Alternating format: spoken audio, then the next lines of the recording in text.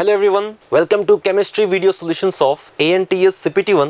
मैं Mohit sir NEET paper का organic chemistry discuss करने जा रहे हैं। I hope your exam went well, so let's get started. हमारा पहला क्वेश्चन है 46। It says number of electrons in 1.8 ml of H2O is. तो इसमें एक काम करेंगे, पहले हम H2O के एक मॉलिक्यूल में इलेक्ट्रॉन्स निकाल लेते हैं और फिर देखते हैं कि 1.8 ml H2O के अंदर टोटल नंबर ऑफ मॉलिक्यूल्स कितने हैं। सो H2O के एक मॉलिक्यूल के अंदर number of electrons in one molecule ये हो जाएंगे। तो हाइड्रोजन के यहाँ पे दो एटम्स हैं, सो 2 इंटू, और हाइड्रोजन के एक एटम में होता है एक इलेक्ट्रॉन क्योंकि हाइड्रोजन का एटॉमिक नंबर है 1, प्लस यहाँ पे ऑक्सीजन का एक एटम है और ऑक्सीजन का एटॉमिक नंबर है 8, तो इसमें नंबर ऑफ इलेक्ट्रॉन्स भी होंगे 8 इक्वल टू 10।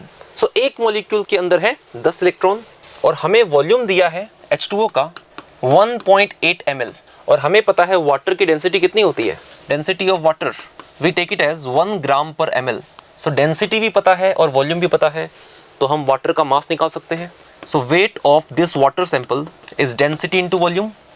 सो डेंसिटी है 1 एंड वॉल्यूम है 1.8, तो ये आ जाएगा ग्राम में, and this is equal to 1.8 gram. तो हमारे पास वाटर सैंपल का मास है 1.8 ग्राम्स, तो हम number of moles of water निकाल सकते हैं। ये हो जाएगा गिवन मास बाय मोलर मास, तो मास है 1.8 और वाटर का मोलर मास होता है 18 ग्राम पर मोल, तो ये आ जाएगा 0.1 मोल। सो वाटर के मोल्स है 0.1। सो नंबर ऑफ मॉलिक्यूल्स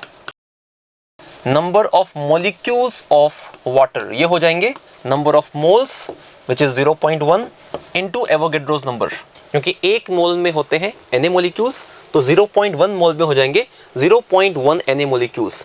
तो ये है हमारे पास टोटल नंबर ऑफ मॉलिक्यूल्स, और हमने देखा था कि एक मॉलिक्यूल के अंदर होते हैं 10 इलेक्ट्रॉन। इसका मतलब total number of electrons in 1.8 ml of H2O कितना हो जाएगा। Number of molecules which is 0.1 into Na, ये है नंबर ऑफ मॉलिक्यूल्स, और एक मॉलिक्यूल में है 10 इलेक्ट्रॉन, तो 0.1 Na इंटू 10 ये हो गया Na के बराबर। Na इज एवोगैड्रोस नंबर, और एवोगैड्रोस नंबर की वैल्यू होती है 6.02 इंटू 10 टू द पावर 23। सो ये होगा हमारा answer.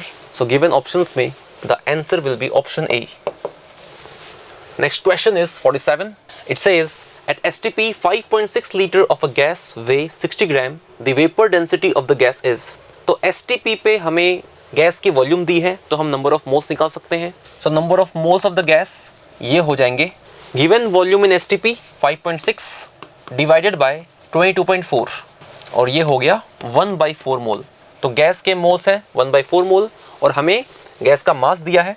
Mass of the gas is given to be 60 gram, and we know moles होते हैं मास बाय मोलर मास। इसका मतलब molar mass of the gas हो जाएगा mass by number of moles. तो मास हमारे पास है 60 gram and number of moles हमने निकाल लिए हैं विच इज 1/4, और वी कैन से 0.25। सो ये है molar mass 60/0.25 which is equal to 240 gram per mole. So this is the molar mass of the gas. तो vapour density of a gas हमें पता है, vapour density of a gas is molar mass of the gas by 2। So molar mass है हमारे पास 240 है, divided by 2, this is 120। So vapour density of the gas is 120। हमारा answer हो जाएगा option B. Next question is 48। It says number of H+ ions in 100 ml of 0.001 molar H2SO4 solution is. तो इस question में हमें H2SO4 की molarity दी है और वॉल्यूम भी दिया है, तो हम इसकी हेल्प से पहले मोल्स निकाल लेंगे। तो वॉल्यूम दिया है सॉल्यूशन का 100 ml, सो लीटर में ये हो जाएगा 0.1 litre. So moles of H2SO4 के मोल्स हो जाएंगे मोलैरिटी इनटू वॉल्यूम। मोलैरिटी है 0.001 और वॉल्यूम है सॉल्यूशन का 100 ml और 0.1 लीटर, लीटर्स में 0.1 है, तो with this is equal to 10 to the power -4 mole. So H2SO4 के मोल है 10 टू द पावर -4, और H2SO4 एक स्ट्रॉन्ग डाइबेसिक एसिड है, तो सॉल्यूशन में ये डिसोसिएट करेगा कुछ इस तरीके से। तो 1 मोल H2SO4 हमें 2 मोल H+ आयन देगा। इसका मतलब मोल्स ऑफ H+ आयन ये हो जाएंगे 2 इंटू मोल्स ऑफ H2SO4 जो कि है 10 टू द पावर -4। सो ये है हमारे पास मोल्स ऑफ H+ आयंस। अगर ये मोल्स है तो number of H plus ions या नंबर ऑफ आयंस हो जाएंगे number of moles 2 into 10 to the power minus 4 into Avogadro's number Na। So number होता है moles into Avogadro's number Na, तो ये बन जाएगा 2 into 10 to the power minus 4 और Avogadro's number is approximately 6 into 10 to the power 23।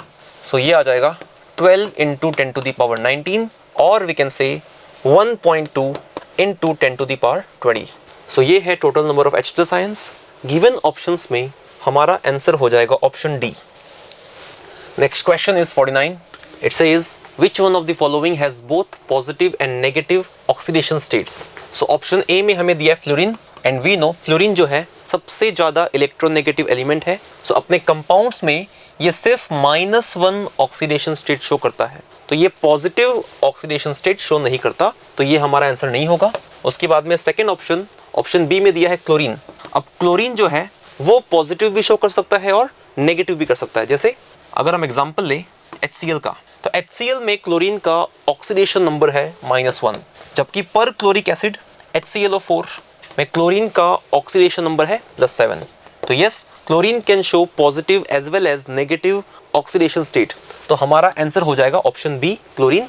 Option C में दिया है हीलियम। अब हीलियम एक नोबल गैस है और ये रिएक्शन करता ही नहीं है, तो इसका ऑक्सीडेशन स्टेट रहता है 0। और option D sodium alkali metal है, अपने कंपाउंड्स में ये सिर्फ और सिर्फ +1 ऑक्सीडेशन स्टेट शो करता है, सो ये भी हमारा आंसर नहीं होगा। हमारा आंसर है option B chlorine. It can show both positive and negative oxidation states. Next question is 50। It says the number of moles of ferrous oxalate oxidised by 1 mole of KMnO4 in acidic medium. तो ferrous oxalate होता है FeC2O4, इसको हम oxidise करेंगे with the help of oxidising agent KMnO4 और medium है acidic. तो FeC2O4 में जो आयरन है उसका ऑक्सीडेशन नंबर है +2 और कार्बन है +3 में, और KMnO4 में मैंगनीज है +7 में। तो पोटेशियम पर मैंगनेट जब FeC2O4 को करता है ऑक्सीडाइज, तो आयरन भी हो जाएगा ऑक्सीडाइज और कार्बन भी हो जाएगा ऑक्सीडाइज। आयरन पहुंच जाएगा Fe3+ में, Fe3+ आयन में, और C2O4 will get oxidise to carbon dioxide, जिसमें कार्बन है +4 में और आयरन है +3 में। और एसिडिक मीडियम में जब KMnO4 होता है रिड्यूस, तो वो पहुंच जाता है Mn2+ में, तो यहाँ पे ऑक्सीडेशन नंबर है +2। तो फेरस ऑक्सलेट का निकाल लेते हैं वैलेंसी फैक्टर। इसका वैलेंसी फैक्टर है आयरन +2 से +3 पे पहुंच गया, चेंज है 1 इलेक्ट्रॉन का, और साथ में कार्बन का भी हुआ है ऑक्सीडेशन, कार्बन पहुंच गया है +3 से +4, तो चेंज है 1 इलेक्ट्रॉन का फॉर 1 कार्बन एटम। लेकिन यहाँ पे 2 कार्बन एटम है, तो टोटल चेंज हो गया 2। And valency factor of ferrous oxalate ये हो जाएगा 1 + 2 विच इज 3। तो फेरस ऑक्सलेट का वैलेंसी फैक्टर है 3। और पोटेशियम पर मैंगनेट, यहाँ पे मैंगनीज पहुंचा है +7 से +2 पे, तो यहाँ पे है चेंज ऑफ 5 इलेक्ट्रॉन्स, तो इसका वैलेंसी फैक्टर है 5। So now we can apply the law of chemical equivalence. तो gram equivalence of ferrous oxalate FeC2O4 is equal to number of gram equivalents of KMnO4, और ग्राम इक्विवेलेंस का formula होता है moles into valency factor. इसका मतलब moles of ferrous oxalate FeC2O4 into इसका valency factor which is 3 is equal to moles of KMnO4 जो कि question में दिया है 1 into valency factor of KMnO4 जो कि है 5। तो यहाँ से मिलता है हमें moles of ferrous oxalate FeC2O4 which can be oxidized is equal to 5/3। तो हमारा आंसर है 5/3 मोल। गिवन ऑप्शंस में the answer is option D। Next question is 51। It says uncertainty in position and momentum are equal, uncertainty in velocity is। So uncertainty in position delta x is equal to uncertainty in momentum delta p। और Heisenberg uncertainty principle से we can write the relation delta x into delta p, इसको हम equate कर सकते हैं h/4 पाई के। तो क्योंकि डेल्टा x डेल्टा p बराबर है, so this becomes delta p whole square is equal to h/4 pi. सो यहाँ से मिलेगा हमें uncertainty in momentum delta p square root of h/4 pi which becomes 1/2 square root of h/पाई। अब uncertainty in momentum this we can write as mass into uncertainty in velocity. So delta P is m delta V. So this is equal to 1/2 square root of h by pi. तो यहाँ से मिलेगा हमें uncertainty in velocity delta V is equal to 1/2 m square root of h by pi. So this is uncertainty in velocity. Given options में हमारा answer हो जाएगा option C. Next question is 52. It says the oxidation state of manganese in K2MnO4 is. So K2MnO4 जो कि है potassium manganate, इसमें हम मान लेते हैं मैंगनीज का oxidation number X and we know the sum of oxidation numbers of all the atoms is equal to the total charge जो कि है 0. तो यहाँ पे पोटेशियम के 2 एटम्स हैं, सो 2 इंटू पोटेशियम का ऑक्सीडेशन नंबर होता है 1 + 1 क्योंकि ये एक एल्कली मेटल है, प्लस मैंगनीज का ऑक्सीडेशन नंबर हमने माना है X, प्लस ऑक्सीजन के 4 एटम्स हैं और ऑक्सीजन का ऑक्सीडेशन नंबर लेते हैं हम लोग -2. This is equal to the total charge 0. तो यहाँ से मिलेगा हमें x is equal to 8 - 2, so x is +6. इसका मतलब oxidation state of manganese in K2MnO4 is +6. Given options में हमारा आंसर हो जाएगा option D. Next question is 53. It says the number of radial nodes in 3s and 2p orbitals are respectively. So number of radial nodes का formula होता है n - l - 1, जहाँ पे n है principal quantum number and l है azimuthal quantum number. तो 3s orbital के अंदर नंबर ऑफ रेडियल नोड्स हो जाएंगे, प्रिंसिपल क्वांटम नंबर n है 3 और s ऑर्बिटल के लिए एजीमुथल क्वांटम नंबर l होता है 0. सो 3 - 0 - 1, तो ये आ जाएगा 2. So number of radial nodes in 3s orbital है 2.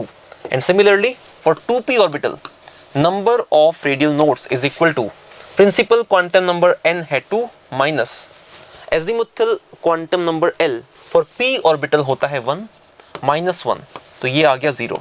So 2p orbital में number of radial nodes है 0, 3s में है 2, तो हमारा आंसर हो जाएगा 2, 0.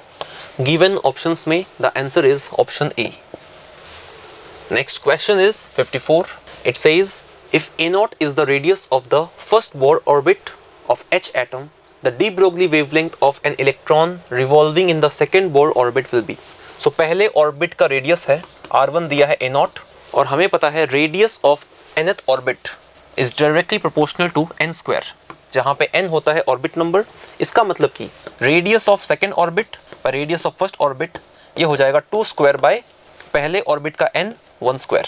तो यहाँ से मिलेगा हमें radius of the second orbit is equal to 4 times of radius of the first orbit, और फर्स्ट ऑर्बिट की रेडियस क्वेश्चन में दिया है A0. So radius of second orbit is 4 A0 और हमें निकालना है सेकेंड बोर ऑर्बिट में de Broglie wavelength of an electron. तो हमें पता है एक relation 2 pi r is equal to n lambda, जहाँ पे r होता है radius of the orbit and lambda is the de Broglie wavelength and n is the orbit number. तो second orbit के लिए 2 pi and radius of second orbit which is equal to 4 A0 is equal to orbit number n है 2 और de Broglie wavelength lambda हमें find करनी है. so यहाँ से मिलेगा हमें lambda is equal to 4 pi A0. so ये है de Broglie wavelength required. so given options में हमारा आंसर हो जाएगा option B. Next question is 55. It says the ionic radii in angstrom of N3-, O2- and F- are respectively. तो हमें 3 ions दिए हैं और तीनों आयंस हैं आइसो इलेक्ट्रॉनिक. इन तीनों में नंबर ऑफ इलेक्ट्रॉन्स क्या है, सेम है, क्योंकि N3- में नंबर ऑफ इलेक्ट्रॉन्स हो जाएंगे. न्यूट्रल नाइट्रोजन एटम में होते हैं 7 इलेक्ट्रॉन्स, क्योंकि atomic number of nitrogen is 7, और क्योंकि -3 चार्ज है तो इसमें हमने 3 इलेक्ट्रॉन्स ऐड किए हैं, तो 7 + 3 10. सिमिलरली O2- के अंदर इलेक्ट्रॉन्स हैं, ऑक्सीजन का atomic number 8 + 2 = 10, and F- ion में भी नंबर ऑफ इलेक्ट्रॉन्स हैं, फ्लोरीन का एटॉमिक नंबर 9 और 1 इलेक्ट्रॉन ऐड किया है तो यह है 10. तो तीनों के अंदर 10 इलेक्ट्रॉन हैं. They are isoelectronic species and we know कि आइसो इलेक्ट्रॉनिक स्पीशीज के लिए जितना ज़्यादा नेगेटिव चार्ज होता है उस एनायन का साइज उतना ही ज़्यादा होता है. इसका मतलब कि सबसे ज़्यादा साइज हो जाएगा N3 माइनस का, उसके बाद में आएगा O2 माइनस एंड उसके बाद में F minus. This is the decreasing order of ionic radii. So given options में सिर्फ ऑप्शन ए है जिसमें N3 माइनस का आयनिक रेडियाई हाईएस्ट दिया है और F माइनस का आयनिक रेडियाई स्मॉलेस्ट दिया है, इसलिए हमारा आंसर हो जाएगा option A. Question number 56 match the column question है और एक साइड लिस्ट वन में मॉलिक्यूल दिया है, दूसरे कॉलम में दिया है मॉलिक्यूलर प्रॉपर्टीज़, और इसमें देखना है कि कौन से मॉलिक्यूल पोलर हैं, कौन से प्लेनर हैं, मतलब पोलर नॉन पोलर या प्लेनरिटी नॉन प्लेनरिटी पे कमेंट करना है, ठीक है ना। तो क्वेश्चन नंबर 56 आइए डील करते हैं। क्वेश्चन नंबर 56 पहला क्वेश्चन है SF4। आइए इसका स्ट्रक्चर बनाते हैं। P का SF4 सेंट्रल एटम पे एक होता है लोन पेयर, ठीक है ना। सबसे पहले देखिए ये मॉलिक्यूल प्लेनर नहीं है, ये मॉलिक्यूल नॉन प्लेनर है और इसका शेप आता है सीसॉ शेप। और मैं इसकी डायपोल मोमेंट की बात करूं, पोलर नॉन पोलरिटी पे कमेंट करूं, तो आप देखिए यहाँ आप डायपोल मोमेंट में पढ़े होइएगा कि ये जो है जो डायपोल का डायरेक्शन होता है हमेशा less electronegative to more electronegative होता है। तो यहाँ पे डायपोल का डायरेक्शन सल्फर टू फ्लोरीन होगा और यहाँ पे सल्फर टू फ्लोरीन, ठीक है ना। तो ये वाला वेक्टर ये इसको कैंसिल कर देगा। इन दोनों का component sulphur to fluorine, but आप देखिए इसके अपोजिट डायरेक्शन में जो लोन पेयर का मोमेंट है वो एटम टू लोन पेयर हो जाता है। तो राइट वाला ये जो आउटसाइड द प्लेन है वो इनसाइड द प्लेन वाले वेक्टर को कैंसिल कर देगा, लेकिन नीचे जो दो वेक्टर हैं इनका रिजल्टेंट लोन पेयर के मोमेंट को कैंसिल नहीं कर पाएगा, क्योंकि bond pair moment lone pair moment को कैंसिल नहीं कर पाता। तो सबसे पहले ये कंपाउंड क्या है, पोलर, क्योंकि सारे वेक्टर कैंसिल नहीं हो पा रहे हैं। मतलब अगर सारे वेक्टर अपने अपोजिट वाले वेक्टर से कैंसिल आउट हो जाते तो यहाँ पे म्यूनेट का वैल्यू 0 होता। तो ये कंपाउंड हो गया पोलर, और क्योंकि सारे एटम सेम प्लेन में नहीं है इसलिए हो जाता है आपका नॉन प्लेनर, ठीक है। तो आप देखिए किस ऑप्शन में, लिस्ट 2 में देखिए किस ऑप्शन में पोलर और नॉन प्लेनर है, पोलर और नॉन प्लेनर 2। तो पी का करेक्ट ऑप्शन हो जाएगा, करेक्ट मैचिंग हो जाएगा 2। नेक्स्ट है क्यू है आपका वाटर मॉलिक्यूल, ठीक है ना। आइए इसका स्ट्रक्चर बनाते हैं। तो इसमें सेंट्रल एटम है ऑक्सीजन और हाइड्रोजन, इस तरह से इसके पास 2 लोन पेयर होते हैं, ठीक है। तो यहाँ पे देखिए इसका शेप होता है बेंड शेप या वी शेप ये प्लेनर ही होता है। आप देखिए सारे एटम इसके सेम प्लेन में हैं। तो सबसे पहले ये मॉलिक्यूल प्लेनर है। अब इसका डायपोल मोमेंट देखते हैं। तो आप देखिए यहाँ पे डायपोल का डायरेक्शन हाइड्रोजन टू ऑक्सीजन होगा, डायपोल का डायरेक्शन हमेशा less electronegative to more electronegative होता है, और यहाँ पर लोन पेयर का जो मोमेंट होता है वो एटम टू लोन पेयर होता है। तो यहाँ पे देखिए जो कंपोनेंट्स हैं ये अपने अपोजिट वाले कंपोनेंट से कैंसिल आउट नहीं हो पा रहे हैं, इनका रिजल्टेंट ऊपर जा रहा है, तो कुछ ना कुछ म्यूनेट आएगा। म्यूनेट यहाँ पे 0 नहीं हो सकता, ठीक है ना। तो ऐसे कंपाउंड को हम बोलते हैं पोलर, ठीक है ना। यहाँ पे म्यूनेट क्या आ जाएगा, नॉट इक्वल टू 0। तो आप देखिए लिस्ट 2 में प्लेनर हो और पोलर हो, प्लेनर और पोलर 1, तो क्यू का करेक्ट मैचिंग होगा पोलर और प्लेनर 1, ठीक है। आर देखिए, आर में SF6 है, तो SF6 का स्ट्रक्चर कुछ ऐसा होता है, ऑक्टाहेड्रल, ठीक है। ये SF6 रहा, ठीक है। तो देखिए इसका डायपोल मोमेंट क्या हो जाएगा, इसका डायपोल मोमेंट हो जाएगा 0, क्योंकि यहाँ पे हर एक कंपोनेंट अपने अपोजिट वाले कंपोनेंट से कैंसिल आउट हो जा रहा है। आप देखिए ध्यान से, हर एक वेक्टर अपने अपोजिट वाले वेक्टर से 180 डिग्री का एंगल मेंटेन किए हुए है, मैग्नीट्यूड भी सेम है और डायरेक्शन अपोजिट है, बॉन्ड एंगल 180 है। तो ये सब अपने काउंटर वाले कंपोनेंट से कैंसिल आउट हो जाएंगे। तो ओवरऑल इसका म्यूनेट क्या आ जाएगा, SF6 का म्यूनेट हो जाएगा 0। और जब भी म्यूनेट 0 होता है तो ये कंपाउंड क्या होता है, नॉन पोलर। और आप यहाँ पे अरेंजमेंट को देखिए, ऑक्टाहेड्रल ज्योमेट्री है, ठीक है ना। ऑक्टाहेड्रल ज्योमेट्री कभी भी प्लेनर नहीं हो सकता। एक बॉन्ड आउटसाइड है और दूसरा बॉन्ड है इनसाइड, बल्कि 4 बॉन्ड, ये जो 4 बॉन्ड हैं ये सेम प्लेन में है, और एक आउटसाइड है दूसरा इनसाइड है। तो ये प्लेनर नहीं है, ओवरऑल ये क्या है, नॉन प्लेनर। तो ये हो जाएगा आपका नॉन प्लेनर। तो आर का करेक्ट मैचिंग क्या होगा, नॉन पोलर और non planar, non polar non planar. R का हो जाएगा आपका करेक्ट मैचिंग 4, ठीक है। एस देखते हैं, एस में है CO2। तो CO2 का स्ट्रक्चर लीनियर होता है, आप जानते हैं, और यहाँ पे डायपोल का direction less electronegative to more electronegative होगा, कार्बन टू ऑक्सीजन और यहाँ carbon to oxygen, 2 equal and opposite vector 180 के एंगल पे दोनों एक दूसरे को कैंसिल आउट कर देते हैं, और इस तरह से इसका म्यूनेट क्या आएगा, रिजल्टेंट हो जाएगा 0।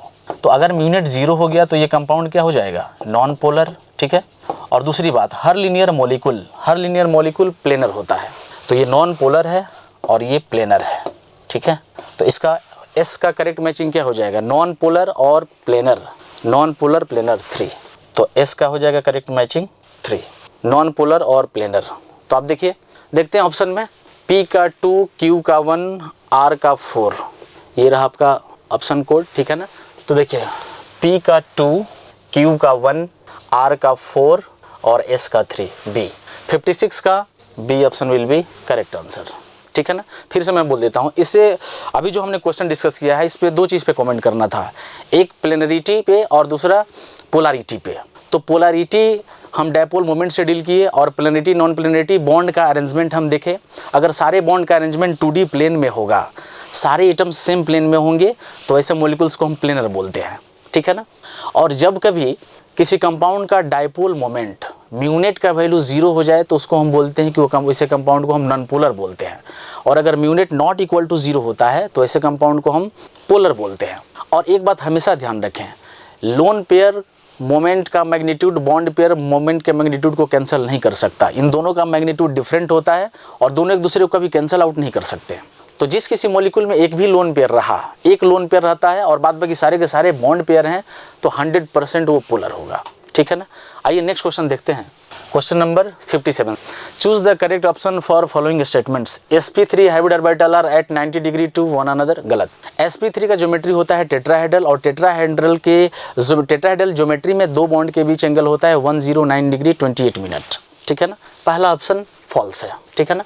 दूसरा है sp3d2 adjacent hybrid orbital are at 90 degree to one another. sp3d2 geometry, sp3d2 hybridisation octahedral geometry देता है और ऑक्टाहेड्रल ज्योमेट्री में किसी दो बॉन्ड के बीच का एंगल 90 डिग्री होता है, तो ये 2 वाला ऑप्शन सही है। थर्ड देखिए, sp2 hybrid orbitals are at 120 degree to one another. सही बात है। sp2 हाइब्रिडेशन का ज्योमेट्री क्या आता है, ट्राइगोनल प्लेनर, और ट्राइगोनल प्लेनर ज्योमेट्री में किसी दो बॉन्ड के बीच का एंगल होता है 120, ये भी सही है। फोर्थ है, bond order of NO bond in NO3- is 1.33। देखिए ये फर्स्ट फॉल्स है, क्योंकि टेट्राहेड्रल ज्योमेट्री में बॉन्ड एंगल 109 डिग्री 28 मिनट होता है या उसके आसपास होता है। अगर repulsion lone pair bond pair का रिपल्सन हो जाए तो थोड़ा बहुत का डेविएशन होता है, लेकिन बॉन्ड एंगल उसका क्लोज टू 109 डिग्री 28 मिनट होता है, इतना डेविएशन नहीं होता। आप समझ रहे हैं ना। दूसरा ऑप्शन है sp3d2 adjacent hybrid orbital are at 90 degree to one another. आपको पता है sp3d2 हाइब्रिडेशन में ज्योमेट्री आता है ऑक्टाहेड्रल, ऑक्टाहेड्रल ज्योमेट्री में दो बॉन्ड के बीच का एंगल होता है 90 डिग्री, ये सही है, तो दूसरा हो जाएगा ट्रू। तीसरा देखिए, तीसरा बोल रहा है sp2 hybrid orbitals are at 120 degree to one another. आप जानते हैं sp2 हाइब्रिडेशन का ज्योमेट्री क्या होता है, ट्राइगोनल प्लेनर, और ट्राइगोनल प्लेनर ज्योमेट्री के अंदर दो बॉन्ड के बीच का एंगल होता है 120, ये भी सही है, तो थर्ड ऑप्शन भी ट्रू है। अब जरा 4 देखिए, bond order of NO bond in NO3- is 1.33। आप लोगों ने वैलेंस बॉन्ड थियरी पढ़ा होगा। बहुत बच्चे इसमें क्या करते हैं, MOT लगा देते हैं, मॉलिक्यूलर ऑर्बिटल थियरी। नहीं, मॉलिक्यूलर ऑर्बिटल थियरी का लिमिटेशन है कि वो ट्राई एटॉमिक और 20 इलेक्ट्रॉन से अगर एक्सीड कर जाए, मान लीजिए किसी मॉलिक्यूल के पास MOT का लिमिटेशन क्या है कि वो 20 इलेक्ट्रॉन तक ही वैलिड है। अगर किसी मॉलिक्यूल्स में या किसी आयन में 20 से ज़्यादा इलेक्ट्रॉन है तो फिर वहाँ पे MOT एप्लीकेबल नहीं होता। तो ट्राई एटॉमिक मॉलिक्यूल्स और मोर देन 20 इलेक्ट्रॉन पे MOT वैलिड नहीं होता। बच्चे यहाँ पे अक्सर गलती करते हैं, इसलिए आप यहाँ पे bond order valence bond theory से पता करें। तो आइए पहले स्ट्रक्चर बनाते हैं इसका, फोर्थ का NO3-। तो ये रहा आपका नाइट्रेट का स्ट्रक्चर, यहाँ आ जाएगा प्लस, ठीक है ना। इसमें काउंट कीजिए, डबल बॉन्ड में एक बॉन्ड सिग्मा होता है, दूसरा पाई होता है, सिंगल इज ऑलवेज सिग्मा, और एक बॉन्ड ऑर्डर का फार्मूला है sigma plus pi divide by sigma, number of sigma plus number of pi divide by number of sigma. तो आप देखें नंबर ऑफ सिग्मा बॉन्ड यहाँ पर कितने हैं 3, और पाई बॉन्ड कितना है 1, फिर नंबर ऑफ सिग्मा 3, तो यहाँ हो जाएगा 4/3 यानी 1.33 इसका बॉन्ड ऑर्डर आएगा, ठीक है ना। तो bond order of NO bond in NO3- is 1.33 सही है, यानी फोर्थ ऑप्शन भी क्या हो गया, फोर्थ स्टेटमेंट भी क्या हो गया, ट्रू। तो आप देखिए किस ऑप्शन में ये ऑर्डर है, FTT, false, true true true, C. तो 57 क्वेश्चंस का करेक्ट ऑप्शन सी हो जाएगा, ठीक है। नेक्स्ट देखते हैं 58। देखिए यहाँ भी मैच द कॉलम है, एक तरफ मॉलिक्यूल दिए हुए हैं, मॉलिक्यूल का सेट दिया हुआ है, और दूसरे तरफ hybridisation along with lone pair दिया हुआ है, नंबर ऑफ लोन पेयर। तो अगर आप इस मॉलिक्यूल का करेक्ट स्ट्रक्चर बना लें तो फिर हमें सारी इन्फॉर्मेशन मिल जाती है, ठीक है ना। आइए पहले स्ट्रक्चर बनाते हैं। यह जेनॉन ट्राइफ्लोराइड्स तो P का स्ट्रक्चर, इसका स्क्वायर प्लेनर ज्योमेट्री होता है, ठीक है, इस तरह से। तो देखिए इस मॉलिक्यूल में जेनॉन का हाइब्रिडेशन क्या होगा, स्टेरिक नंबर इसका क्या हो जाएगा, कितने सिग्मा है यहाँ पे, 1 2 3 4। स्टेरिक नंबर क्या होता है, number of sigma bond plus number of lone pair, ठीक है ना। तो 4 सिग्मा है, 2 लोन पेयर है, तो 4 + 2 कितना हो गया, 6 हो जाएगा। तो इसका हाइब्रिडेशन क्या हो जाएगा, sp3d2। अब आप बताइए कि इसके पास नंबर ऑफ लोन पेयर कितने हैं, नंबर ऑफ लोन पेयर हो जाएगा आप इसका 2, ठीक है ना। तो P का करेक्ट मैचिंग क्या होगा, sp3d2 with 2 lone pair on central atom. तो P का हो जाएगा, करेक्ट मैचिंग हो जाएगा P का 2। BRF5 Q है, BRF5 का ज्योमेट्री स्क्वायर पिरामिडल BR, इस तरह से, ये लीजिए। तो बताइए इसका हाइब्रिडेशन क्या हो जाएगा, इसका स्टेरिक नंबर हो जाएगा 6, हाइब्रिडेशन हो जाएगा sp3d2 और नंबर ऑफ लोन पेयर हो जाएंगे 1, नंबर ऑफ लोन पेयर हो जाएगा 1। तो देखिए हाइब्रिडेशन sp3d2 हो और लोन पेयर 1 हो, sp3d2 और लोन पेयर 1 4। तो Q का हो जाएगा, करेक्ट मैचिंग क्या हो जाएगा 4, ठीक है। R में देखते हैं, ClF3 सेंट्रल एटम क्लोरीन, इस तरह से स्ट्रक्चर बना लेंगे, आ जाएगा 2 लोन पेयर। अब देखिए इसका स्टेरिक नंबर क्या हो जाएगा 5, स्टेरिक नंबर 5 होगा तो हाइब्रिडेशन sp3d और नंबर ऑफ लोन पेयर कितने हैं 2।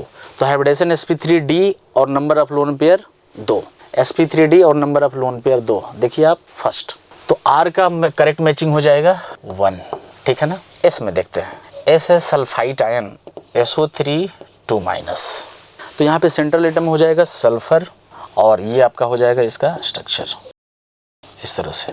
आपको तो पता है कि सल्फर अगर 4 बॉन्ड बनाए तो उसके पास 1 लोन पेयर होगा। तो यहाँ पे देखिए सल्फर में आपको स्टेरिक नंबर कितना आ रहा है, डबल बॉन्ड में एक बॉन्ड सिग्मा होता है, दूसरा पाई होता है, सिंगल इज ऑलवेज सिग्मा। तो इसका स्टेरिक नंबर क्या आएगा 1 2 3 4। तो हाइब्रिडेशन हो जाएगा sp3 और नंबर ऑफ लोन पेयर कितने हो जाएंगे 1। तो S का करेक्ट मैचिंग क्या है, sp3 और नंबर ऑफ लोन पेयर 1। तो S का हो जाएगा आपका 3, इस तरह से।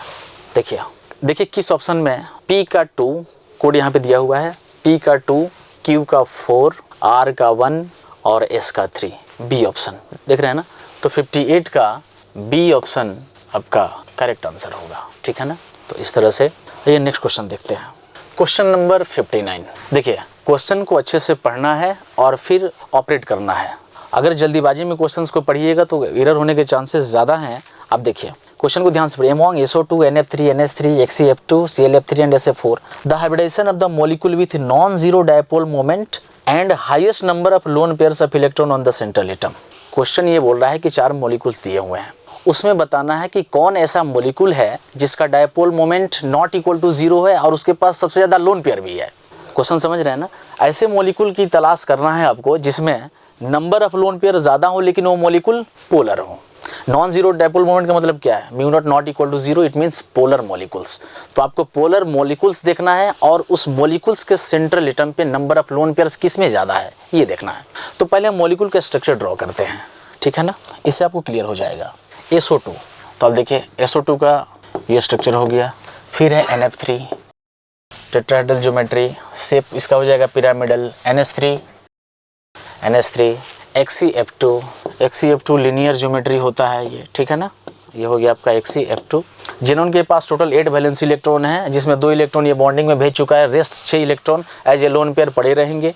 तो आप देखिए जिनोन के पास यहाँ पे कितने लोन पेयर है, 3, इस तरह से। नेक्स्ट है ClF3, तो ClF3 होता है T शेप, ठीक है ना, और इलेक्ट्रॉनिक ज्योमेट्री देखें तो वो बन जाता है ट्राइगोनल बाई पिरामिडल, और इसके पास आता है लोन पेयर 2, ठीक है ना, ClF3। और SF4 का स्ट्रक्चर होता है सीसॉ, इस तरह से इसे ड्रॉ कर लें। अब हमें 2 चीज़ देखना है, क्वेश्चंस के अकॉर्डिंग 2 बातें देखनी है कि किस मॉलिक्यूल में सेंट्रल एटम के पास ज़्यादा लोन पेयर है और कौन सा मॉलिक्यूल पोलर है। तो पोलर देखने के लिए हमें डायपोल मोमेंट देखना होगा, मॉलिक्यूल का ओवरऑल डायपोल मोमेंट देखना होगा, और नंबर ऑफ लोन पेयर्स तो दिख ही जाएंगे, ठीक है ना। चलिए सबसे पहले 1 लोन पेयर, ये तो ऐसे ही इसमें इसके पास कम लोन पेयर है, ये ऐसे ही कैंसिल हो गए।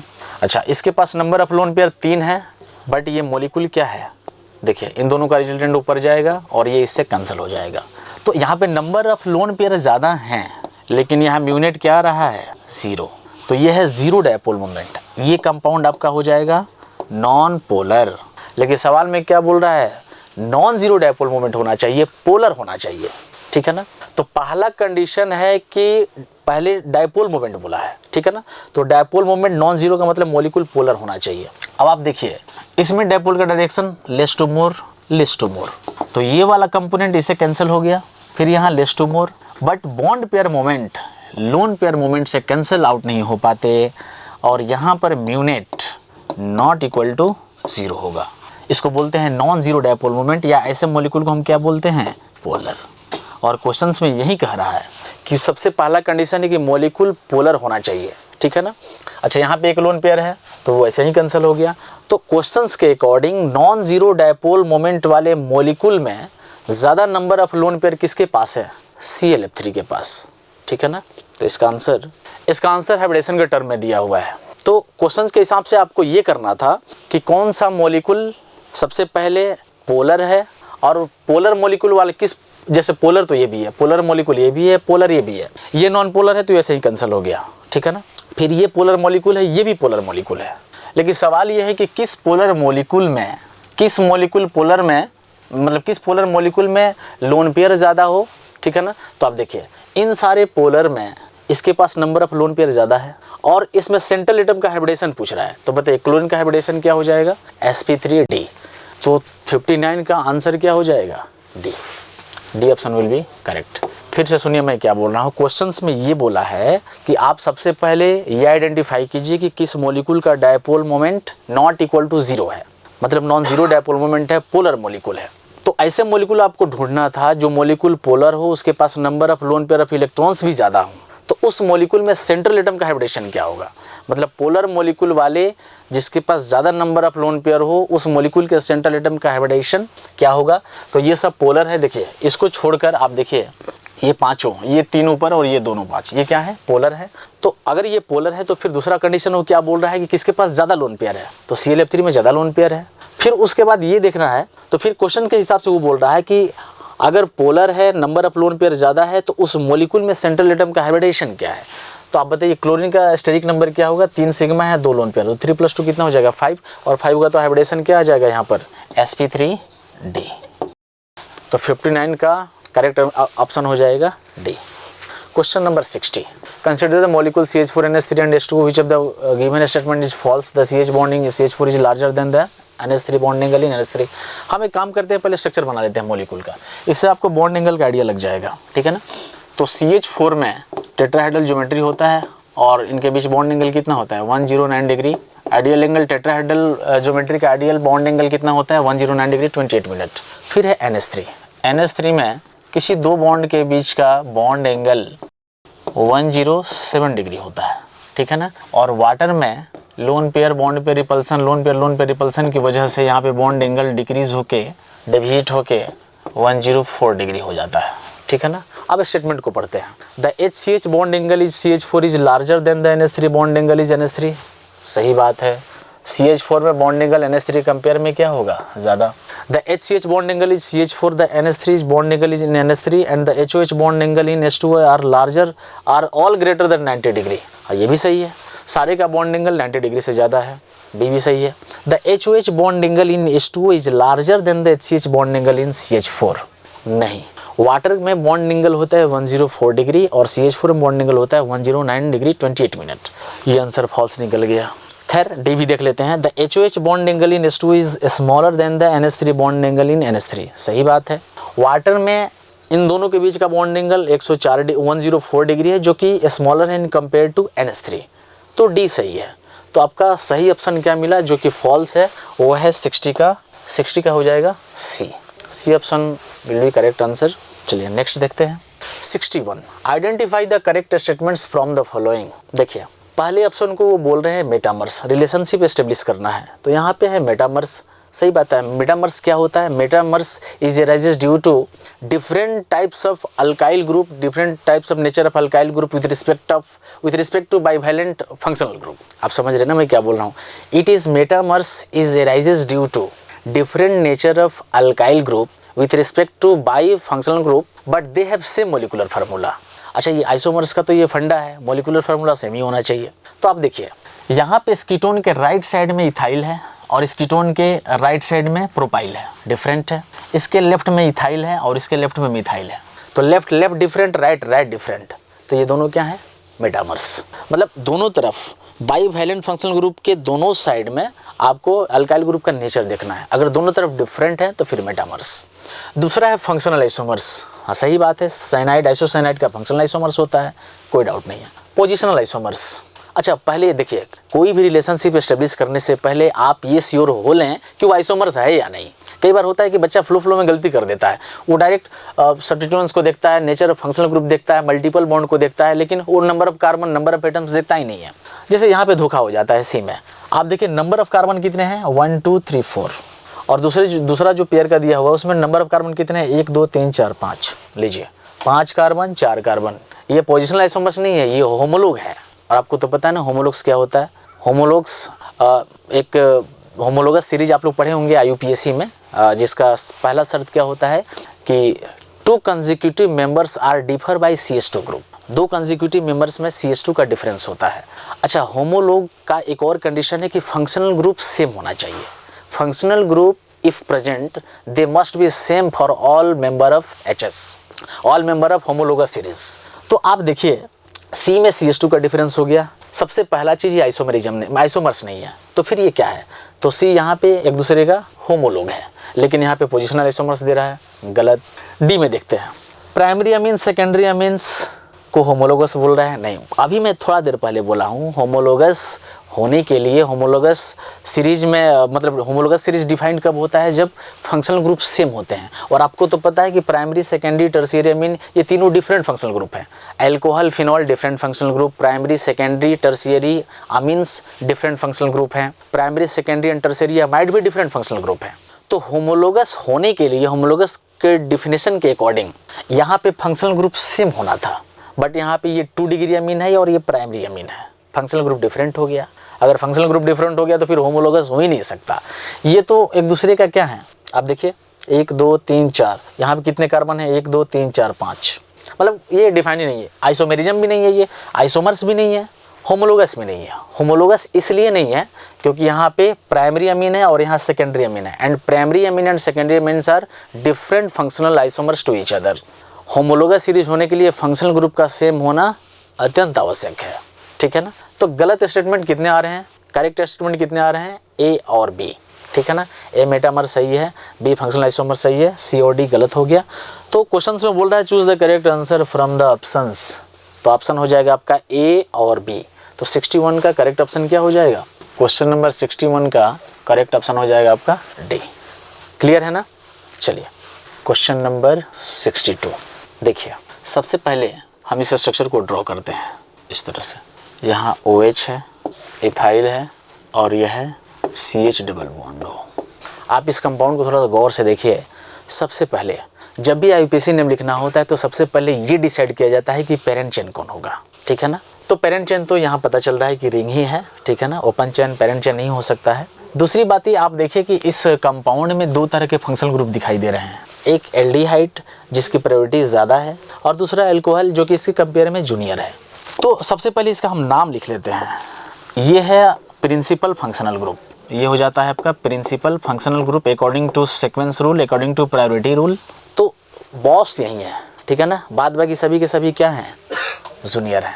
और वेज यहाँ पे क्या है, 2 डिग्री प्रीफिक्स जूनियर है। तो बताइए वेज जब जूनियर होता है तो इसका क्या नाम लिखते हैं हम, हाइड्रोक्सी।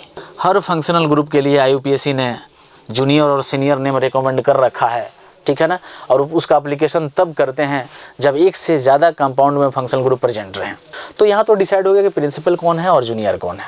अब देखिए एक और साइड चेन यहाँ पे लगा हुआ है, ये है आपका कम्प्लेक्स साइड चेन। पहले इसका नाम लिख लेते हैं कम्प्लेक्स साइड चेन का।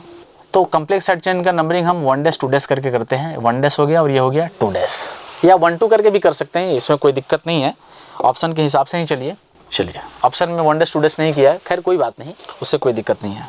तो यहाँ हो गया 1 हो गया और ये हो गया 2। जरा पहचानिए कौन सा साइड चेन है, ये है complex side chain. Normal side chain है, कॉम्प्लेक्स साइड चेन क्या होता है, सब्स्टिट्यूएंट विद सेल्फ सब्स्टिट्यूटेड, मतलब साइड चेन के अंदर भी साइड चेन होता है। तो इसका नाम क्या हो जाएगा, अब देखिए ये निकल गया साइड चेन, पेरेंट चेन हो गया ये, तो इसका नाम हो जाएगा 1,1। कितने मिथाइल लगे हुए हैं, 2, तो डाई मिथाइल डाई मिथाइल, और पैरेंट चेन में कितने कार्बन हैं? 2, तो ये हो जाएगा आपका इथाइल, ठीक है ना। इस साइड चेन का नाम क्या है? इथाइल। अब सुनिए, हमने सारे साइड चेन का नाम लिख दिए हैं, ठीक है ना। अब आपको ये बताना है नंबरिंग कहाँ से होगा।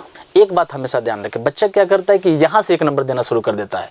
Whenever any terminal functional group is directly attached with ring, then its carbon is not considered in parent chain, ठीक है ना।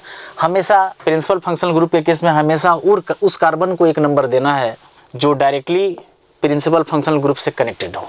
अब देखिए, अब मुद्दा यह है कि हम 2 देकर क्लॉकवाइज में आए ताकि पहले 1,1 डाइमिथाइल मिले, या एंटी क्लॉक में आए ताकि पहले इथाइल मिले। तो यहाँ भी थोड़ा सा ये रह जाइए, यहाँ पे थोड़ा सा कॉन्शियस होना है आपको। रूल ये कहता है कि नॉर्मल साइड चेन में लगे हुए प्रीफिक्स डाई, ट्राई, टेट्रा को हम अल्फ़ाबेटिकल कंसिडरेशन नहीं देते, लेकिन जब कभी वही प्रीफिक्स डाई, ट्राई, टेट्रा, पेंटा, हेक्सा, हेप्टा, ऑक्टा जब वो कॉम्प्लेक्स साइड चेन के साथ अटैच्ड हो जाए तब हम इसको अल्फ़ाबेटिकल कंसिडरेशन कर लेते हैं। Prefixes like di, tri, tetra of simple side chain are not considered in alphabetical order, but di, tri, tetra with complex side chains are considered in alphabetical order. This is a rule, ठीक है ना। तो ये है complex side chain और ये है simple side chain। तो अभी भी बताया हमने कि complex side chain के पहला लेटर प्रीफिक्स जो भी हो, डाई, ट्राई, टेट्रा, पेंटा, हेक्सा जो भी हो, तो उसके पहले लेटर को हम अल्फ़ाबेटिकल कंसिडरेशन करते हैं। तो चलिए ABCD में बताइए, अल्फ़ाबेटिकल ऑर्डर में पहले D आएगा कि पहले E आएगा? तो पहले D आएगा, तो 1, 2, 3, 4, 5 और ये हो जाएगा 6। तो कॉम्प्लेक्स के साथ प्रीफिक्स को अल्फ़ाबेटिकल कंसिडरेशन हम करते हैं, लेकिन नॉर्मल साइड चेन में अगर डाई, ट्राई, टेट्रा होता तो हम वहाँ पे अल्फ़ाबेटिकल कंसिडरेशन नहीं करते। खैर, अब देखिए, अब सवाल ये है कि इसमें आप नहीं, ठीक है, नाम लिखते हैं इसका। तो सबसे पहले साइड चेन का नाम लिखना होता है, तो कितने नंबर पे है? 3। तो देखिए 3, और जब भी कॉम्प्लेक्स साइड चेन का नाम लिखना हो तो उसको ब्रैकेट में लिखें। तो यहाँ हो जाएगा 1,1 dimethyl, dimethyl ethyl, dimethyl ethyl, ठीक है ना। अब बताइए E लिखूँ या H लिखूँ? पहले E आएगा, तो यहाँ हो जाएगा 5 इथाइल, ठीक है ना। 4 हाइड्रोक्सी साइक्लोहेक्सेन, साइक्लोहेक्सेन। अब मुझे बताइए, एल्डिहाइड का 2 सफिक्स होता है, एक होता है जनरल सफिक्स 2 डिग्री सफिक्स और एक होता है स्पेशल टाइप ऑफ सफिक्स। तो यहाँ स्पेशल टाइप का सफिक्स लगाऊं या नॉर्मल सफिक्स एल लगाऊं? तो यहाँ पे स्पेशल टाइप का सफिक्स आएगा। अच्छा, स्पेशल टाइप का सफिक्स कभी यूज होता है? Whenever functional group is directly attached with ring then special type of suffix is used. या जब कभी किसी कंपाउंड में 1 से 2 से ज़्यादा more than twice functional group present हो जाए तो वहाँ भी हम स्पेशल टाइप का सफिक्स यूज कर लेते हैं। लेकिन फिलहाल यहाँ देखिए, principal functional group directly ring से अटैच्ड है, तो यहाँ special type of suffix use करेंगे। तो बताइए एल्डिहाइड का स्पेशल सफिक्स क्या होता है? कार्बल्डिहाइड, तो साइक्लोहेक्सेन, और यहाँ पे हो जाएगा आपका कार्बल्डिहाइड, कार्बल्डिहाइड। आंसर देखिए किस में दिया है? 3,1,1 dimethyl ethyl, 5 ethyl, 4 hydroxy cyclohexane, carbaldehyde, option A. तो 62 का A option will be correct. सबसे पहले ये डिसाइड करना है कि इसमें बॉस कौन है, ठीक है ना। तो बॉस कौन है? एल्डिहाइड, ठीक है ना। जहाँ पे प्रिंसिपल फंक्शनल ग्रुप होता है वहाँ पे एक ही स्लोगन चलता है, वो अपने आप को बॉस समझता है और यही बोलता है कि हम भी वो हैं जो किसी के पीछे खड़े नहीं होते, लेकिन जहाँ खड़े होते हैं लाइन वहीं से शुरू होती है। तो ये हो गया बॉस, तो यहीं से लाइन शुरू करना है, 1 नंबर इसी को देना है। उसके बाद हम देख लेंगे अल्फ़ाबेटिकल सुपेरियर या लोएस्ट लोकेंट वगैरह देख लेंगे। लेकिन यहाँ पे हमने देखा कि लोएस्ट लोकेंट तो फ्लप कर जा रहा है। प्रॉब्लम क्या है कि आप कहीं से भी चलिए, आप चाहे क्लॉक चलिए या एंटी क्लॉक वाइज चलिए, लोएस्ट लोकेंट सेम आ जा रहा है, इसलिए हमने अल्फ़ाबेटिकल ऑर्डर को ही चुना। और जब कभी ये इस दुविधा में हम आ जाएँ कि लोएस्ट लोकेंट को सेलेक्ट करूँ या अल्फ़ाबेटिकल ऑर्डर को करूँ, तो लोएस्ट लोकेंट पहले देखना है, लास्ट में आता है अल्फ़ाबेटिकल ऑर्डर। जब सारे रूल फेल हो जाएँ, ठीक है, दिमाग काम करना बंद कर दे, तो लास्ट में आता है अल्फ़ाबेटिकल ऑर्डर, वहीं ब्रह्मास्त्र है, ठीक है ना, उससे आपका आंसर आ जाएगा। खैर 62 का हो जाएगा ए। नेक्स्ट क्वेश्चन है 63। Question number 63, what is the sum of, बहुत अच्छा क्वेश्चन है ये, what is the sum of numbers given to bromine while numbering the parent chain in the compounds.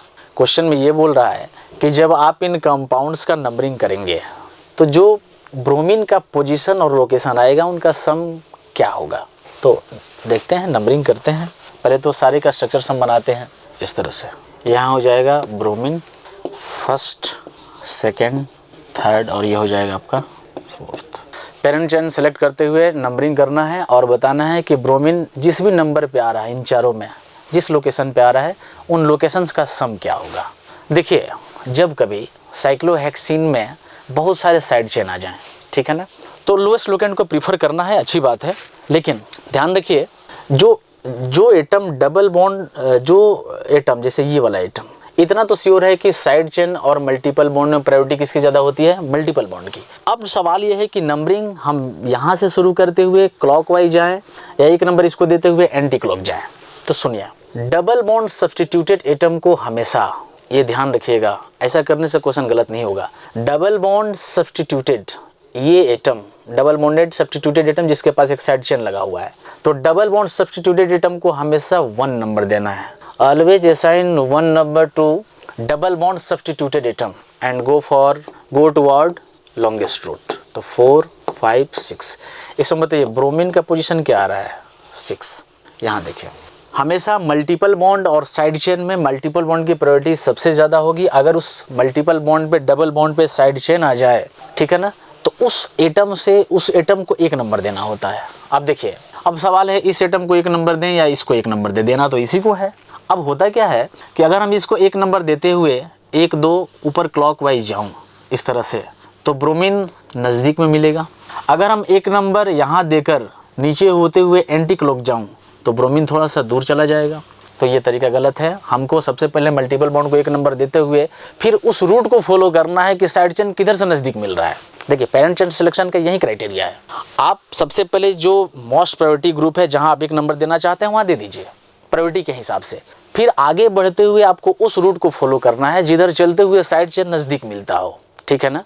तो चलिए, इसको मैं 1 दूंगा, 2 दूंगा, यहाँ 3, 4, 5, 6।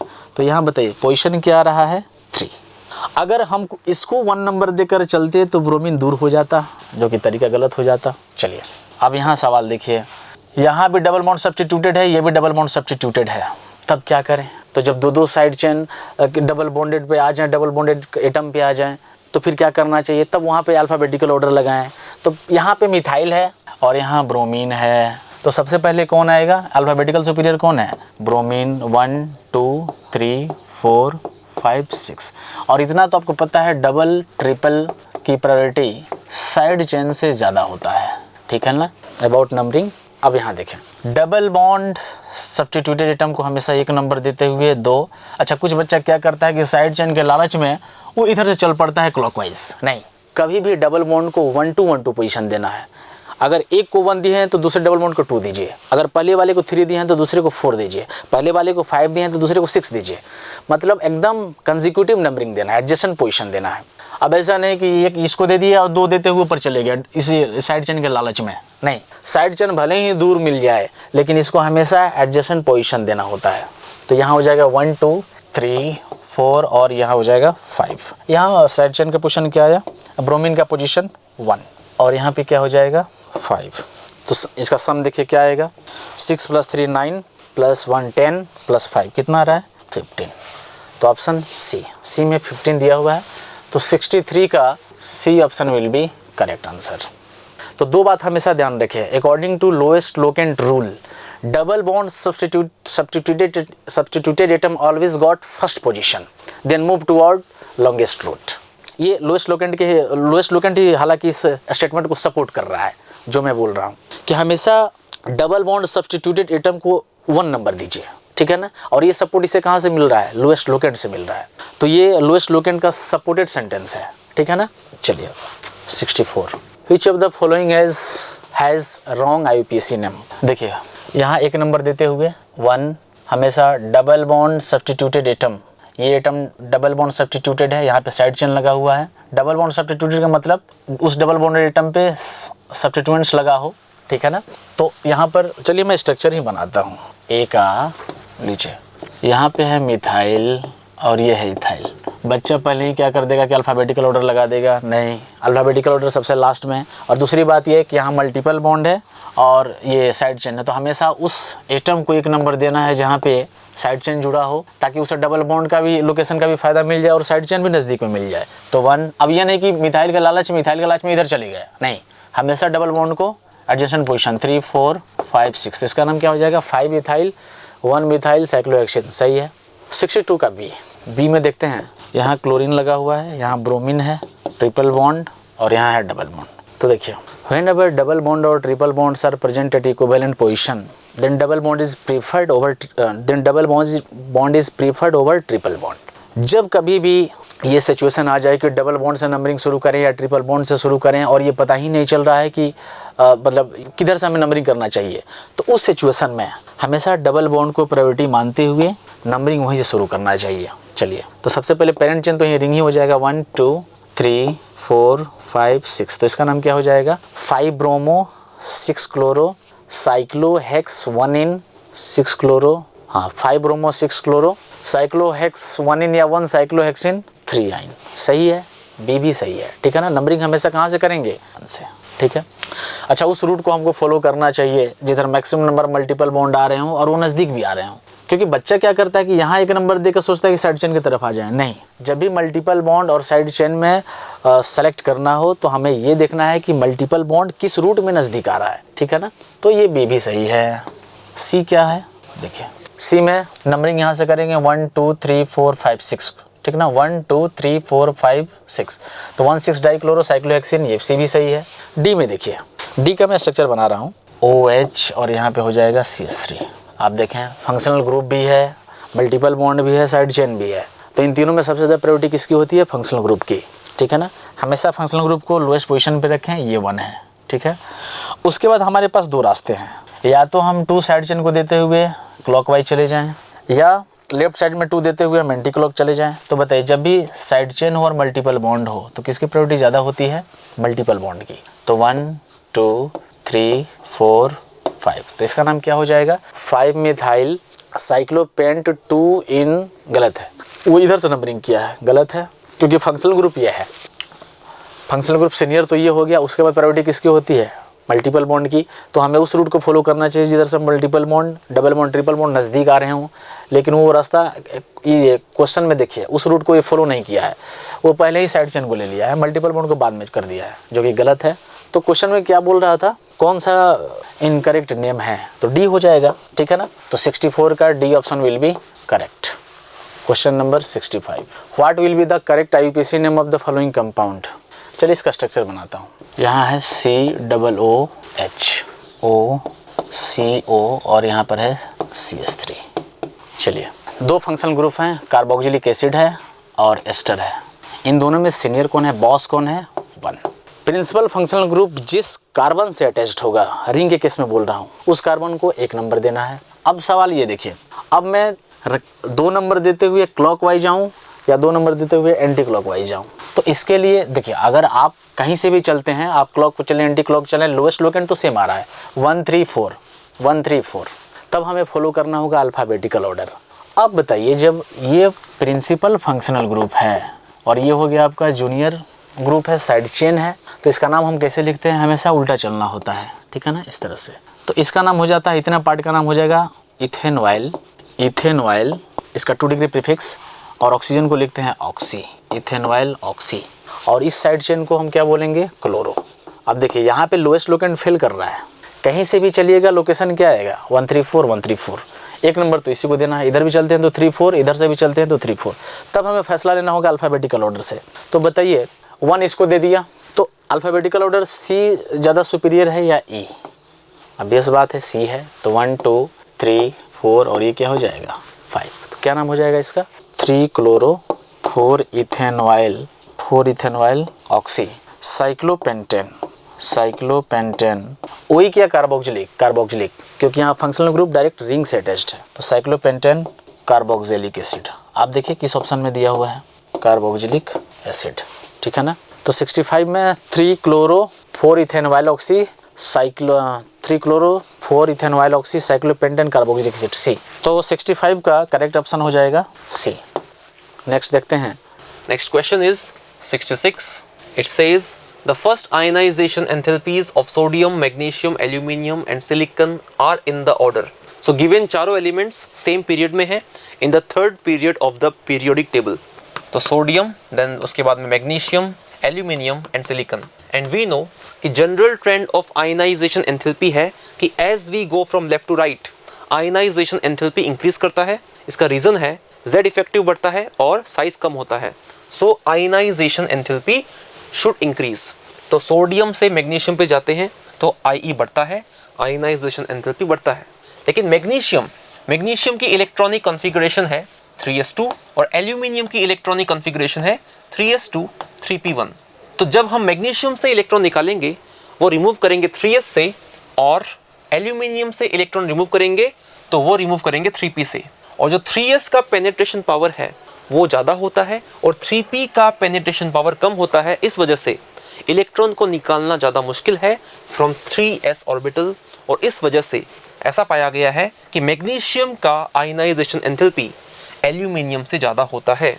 एंड उसके बाद में एल्यूमिनियम से सिलिकॉन पे जनरल ट्रेंड फॉलो होता है एंड लेफ्ट से राइट जाने पे आयनाइजेशन एंथैल्पी इंक्रीज करता है। तो यहाँ पे हम कह सकते हैं कि एक एक्सेप्शन है। So this is the order of ionization enthalpy. Given options में हमें दिया है ऑप्शन ए के अंदर यही order, so A is the answer. Next question is 67. It says which of the following oxides is amphoteric? So amphoteric oxide एक ऐसी oxide है जो एसिड से भी रिएक्ट करती है और बेस से भी रिएक्ट करती है। सो ऑप्शन ए में हमें दिया है N2O, और नाइट्रस ऑक्साइड एक न्यूट्रल ऑक्साइड है, ये हमें याद रखना है। ना तो ये एसिड से रिएक्ट करती है ना तो ये बेस से रिएक्ट करती है, तो ये हमारा आंसर नहीं होगा। फिर ऑप्शन बी में दिया है कार्बन मोनोक्साइड, और ये भी होती है एक न्यूट्रल ऑक्साइड, ये हमारा आंसर नहीं होगा। ऑप्शन सी AS2O3, सो ये एक एम्फोटेरिक ऑक्साइड है, ये एसिड से भी रिएक्ट करती है, बेस से भी रिएक्ट करती है, हमें याद रखना है। तो सी हमारा आंसर हो जाएगा। And option D barium oxide, तो ये होती है एक बेसिक ऑक्साइड, तो हमारा आंसर नहीं होगा, C is the answer. Next question is 68. It says what is the unit of Kp for the given reaction. तो हमें एक गैसियस रिएक्शन दी है और हमें पता है unit of Kp is atmosphere to the power delta Ng for a gaseous reaction, जहाँ पे डेल्टा Ng होता है the sum of coefficients of gaseous products minus the sum of coefficients of gaseous reactants. तो इस question में given reaction के लिए delta Ng है, प्रोडक्ट्स में कोफिशिएंट्स के सम है 2 + 1 3, माइनस रिएक्टेंट्स में कोफिशिएंट के सम है 1 + 4 विच इज 5, तो ये बन जाएगा 3 - 5 which is -2. So delta Ng is -2. So इसका मतलब the unit of Kp is atmosphere to the power -2. So given options में the answer will be option B. Next question is 69. इसमें हमें एक गैसियस रिएक्शन दिया है और हमें रेशियो चाहिए Kc/Kp का।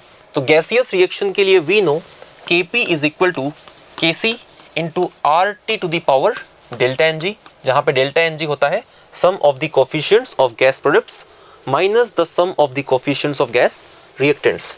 तो यहाँ से मिलेगा हमें Kc/Kp, Kc/Kp हो जाएगा 1/RT to the power delta Ng। और गिवन रिएक्शन के लिए डेल्टा Ng है प्रोडक्ट के कोफिशिएंट है 1 माइनस रिएक्टेंट के कोफिशिएंट का सम है 1 + 1, तो ये आ गया -1। तो डेल्टा Ng है -1, इसका मतलब Kc/Kp हो जाएगा 1/RT to the power -1 which is equal to RT. So given options में हमारा आंसर हो जाएगा option B R into T. Next question is 70. तो इसमें हमें अमोनियम हाइड्रोजन सल्फाइड के डिसोसिएशन का रिएक्शन दिया है एंड गिवन है the equilibrium pressure at 25 degree Celsius is 0.660 atmosphere. What is the Kp for the reaction? So reaction है ammonium hydrogen sulphide, ये सॉलिड स्टेट में है, डिसोसिएट करता है to give ammonia and H2S gas. तो equilibrium पे अगर अमोनिया का प्रेशर है P तो H2S का प्रेशर भी क्या होगा P बिकॉज ऑफ 1:1 रेशियो. तो इक्विलिब्रियम टोटल प्रेशर हो जाएगा P + P 2P. ये है इक्विलिब्रियम प्रेशर और क्वेश्चन में 2P की वैल्यू हमें दी है 0.660 एटमॉस्फेयर. इसका मतलब P हो जाएगा 0.660/2 which is equal to 0.33 atmosphere. So P है 0.33 एटमॉस्फेयर. तो हमें इस रिएक्शन के लिए Kp चाहिए और Kp का एक्सप्रेशन इस गिवन रिएक्शन के लिए हो जाएगा partial pressure of ammonia at equilibrium into partial pressure of H2S at equilibrium. तो ये आ जाएगा Kp इज इक्वल टू, और पार्शियल प्रेशर ऑफ अमोनिया है P और पार्शियल प्रेशर ऑफ H2S भी है P, तो ये बन गया P into P which is equal to P square, और P की वैल्यू है 0.33, तो ये आ गया 0.33 का square which is equal to 0.1089 which is approximately equal to 0.109। So given options में हमारा आंसर हो जाएगा option A. Next question is 71।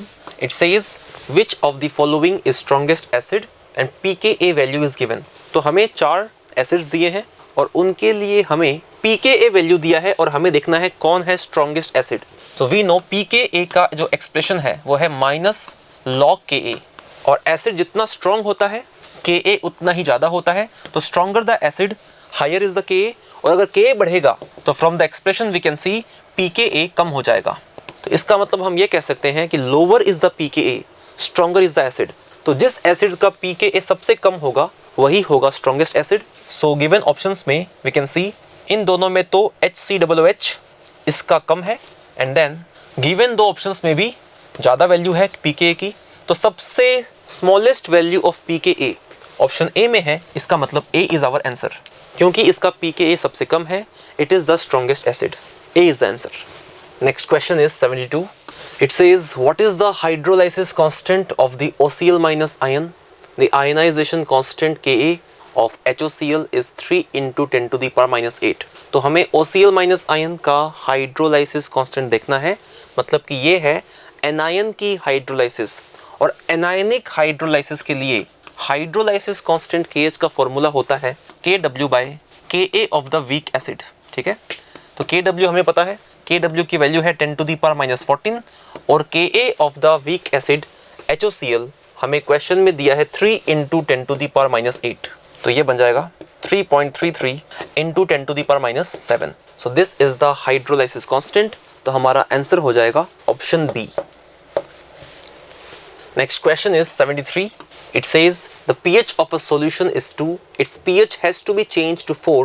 So the H+ concentration of original solution has to be. तो हमें पता है pH का फॉर्मूला होता है -log of H+ concentration.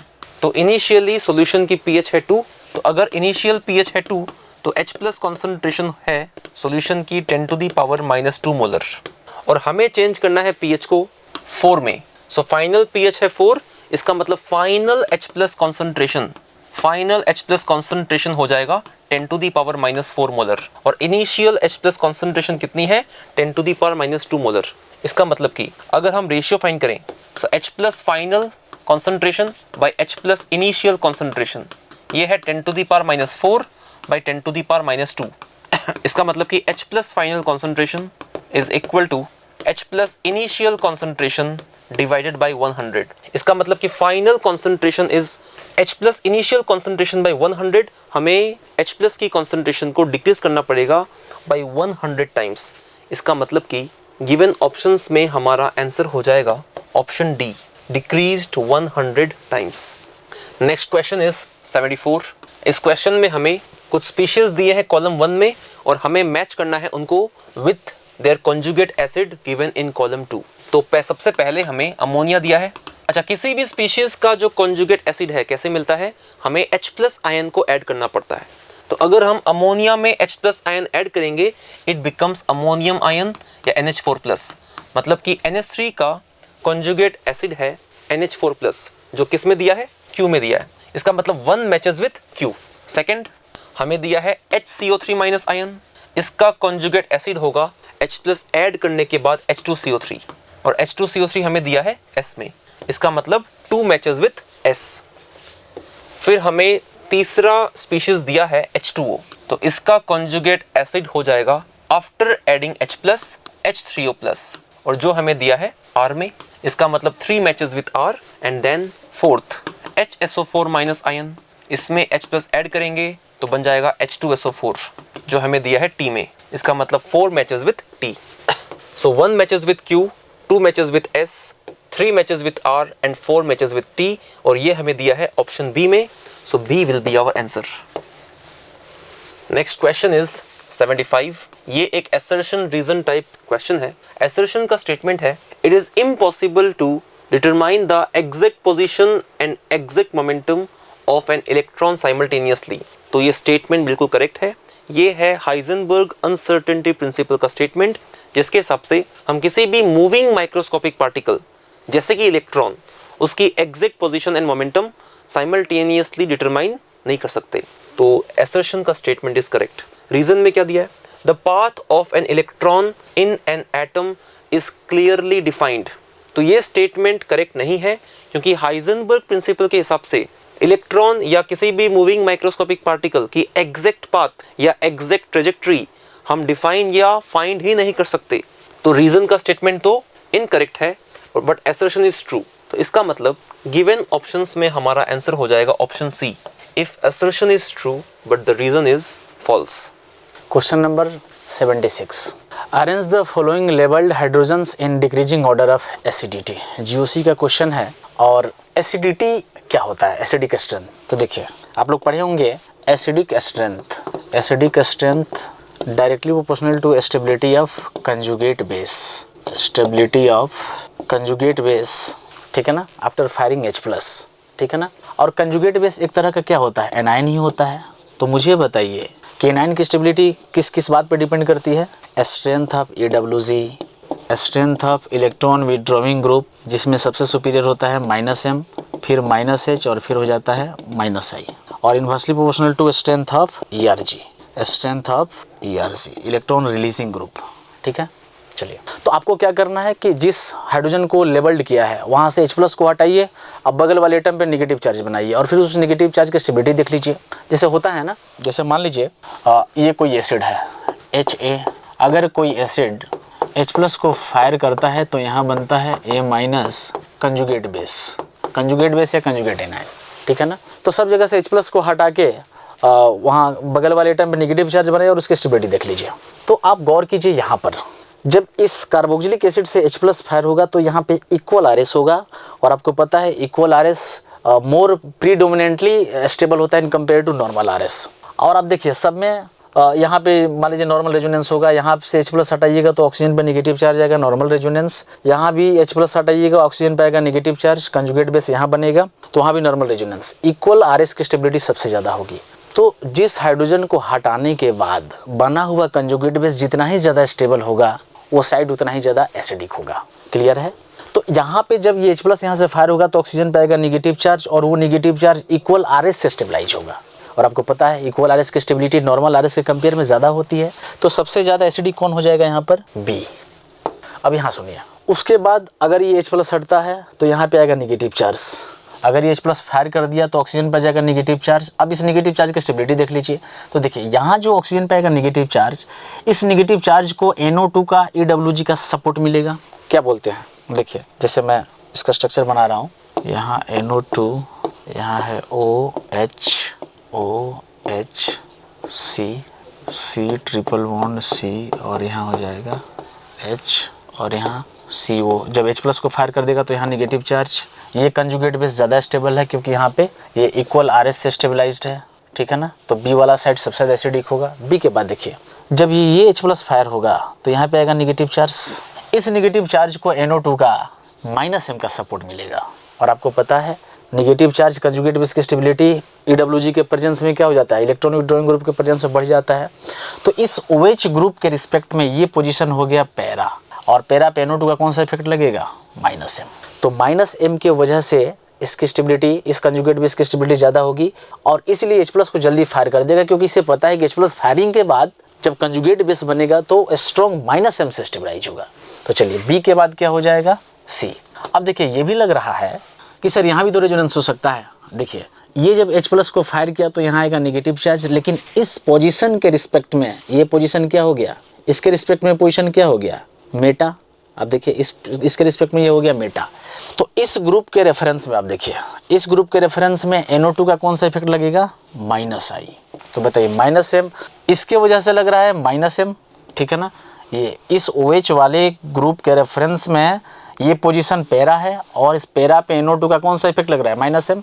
लेकिन इस ग्रुप के रिस्पेक्ट में देखिए, इस ग्रुप के रिस्पेक्ट में ये पोजीशन क्या हो गया? मेटा। और मेटा पे आपको पता है मेसोमेरिक ऑब्जर्व नहीं होगा, तो यहाँ पे कौन सा इफेक्ट लग रहा होगा? -I। तो बताइए, हालांकि रेजोनेंस स्टेबलाइज्ड है लेकिन इस NO2 से कोई फायदा नहीं मिलेगा इसे, ठीक है ना। तो BC के बाद क्या हो जाएगा यहाँ पर D और लास्ट में हो जाएगा A। अब देखिए कार्बन H+ को फायर करेगा तो कार्बन पे क्या आ जाएगा, नेगेटिव चार्ज। sp कार्बन पे नेगेटिव चार्ज, sp की इलेक्ट्रोनेगेटिविटी होती है 3.25 और ऑक्सीजन का नेगेटिव चार्ज होता है ऑक्सीजन का इलेक्ट्रोनेगेटिविटी होता है 3.5। तो मोर इलेक्ट्रॉन, ऑक्सीजन की इलेक्ट्रोनेगेटिविटी ज़्यादा है और sp कार्बन की इलेक्ट्रोनेगेटिविटी कम है, तो मोर इलेक्ट्रोनेगेटिव एटम पे नेगेटिव चार्ज ज़्यादा स्टेबल होता है, ठीक है ना। अगर मोर इलेक्ट्रोनेगेटिव एटम होगा तो उसकी इलेक्ट्रॉन होल्डिंग कैपेसिटी अच्छी होगी, वो चाहेगा कि इलेक्ट्रॉन हमारे पास स्टे करे, उसकी स्टेबिलिटी ज़्यादा होगी, इसलिए O- की एसिडिटी sp कार्बन से ज़्यादा होगी। तो ये जब भी डिफरेंट एटम हो तो इलेक्ट्रोनेगेटिविटी वाला कॉन्सेप्ट लगा दीजिए, ठीक है ना। यहाँ पे इलेक्ट्रोनेगेटिविटी वाला कॉन्सेप्ट नहीं लगाता है, यहाँ पे नॉर्मल इफेक्ट से देख लीजिए, ठीक है ना। इसके रेफरेंस में NO2 -M लगाएगा, ऑब्जर्व करेगा। इस ग्रुप के रेफरेंस में NO2 -I लगाएगा, तो -M और -M में कौन अच्छा है, इसके रिस्पेक्ट में -M, ठीक है ना। तो इस तरह से BCD और लास्ट में क्या हो जाएगा आपका A। देखिए BCDA 76 का A option will be correct. फिर से मैं समझा देता हूँ। देखिए यहाँ से H+ की फायरिंग बहुत फास्ट होगी क्योंकि H+ फायरिंग करने के बाद जो कंजुगेट बेस बनेगा वो इक्वल आर से स्टेबलाइज्ड होगा, इसलिए सर्वाधिक एसिडिक ये HB होगा, ये वाला साइट होगा, HB जल्दी फायर कर जाएगा।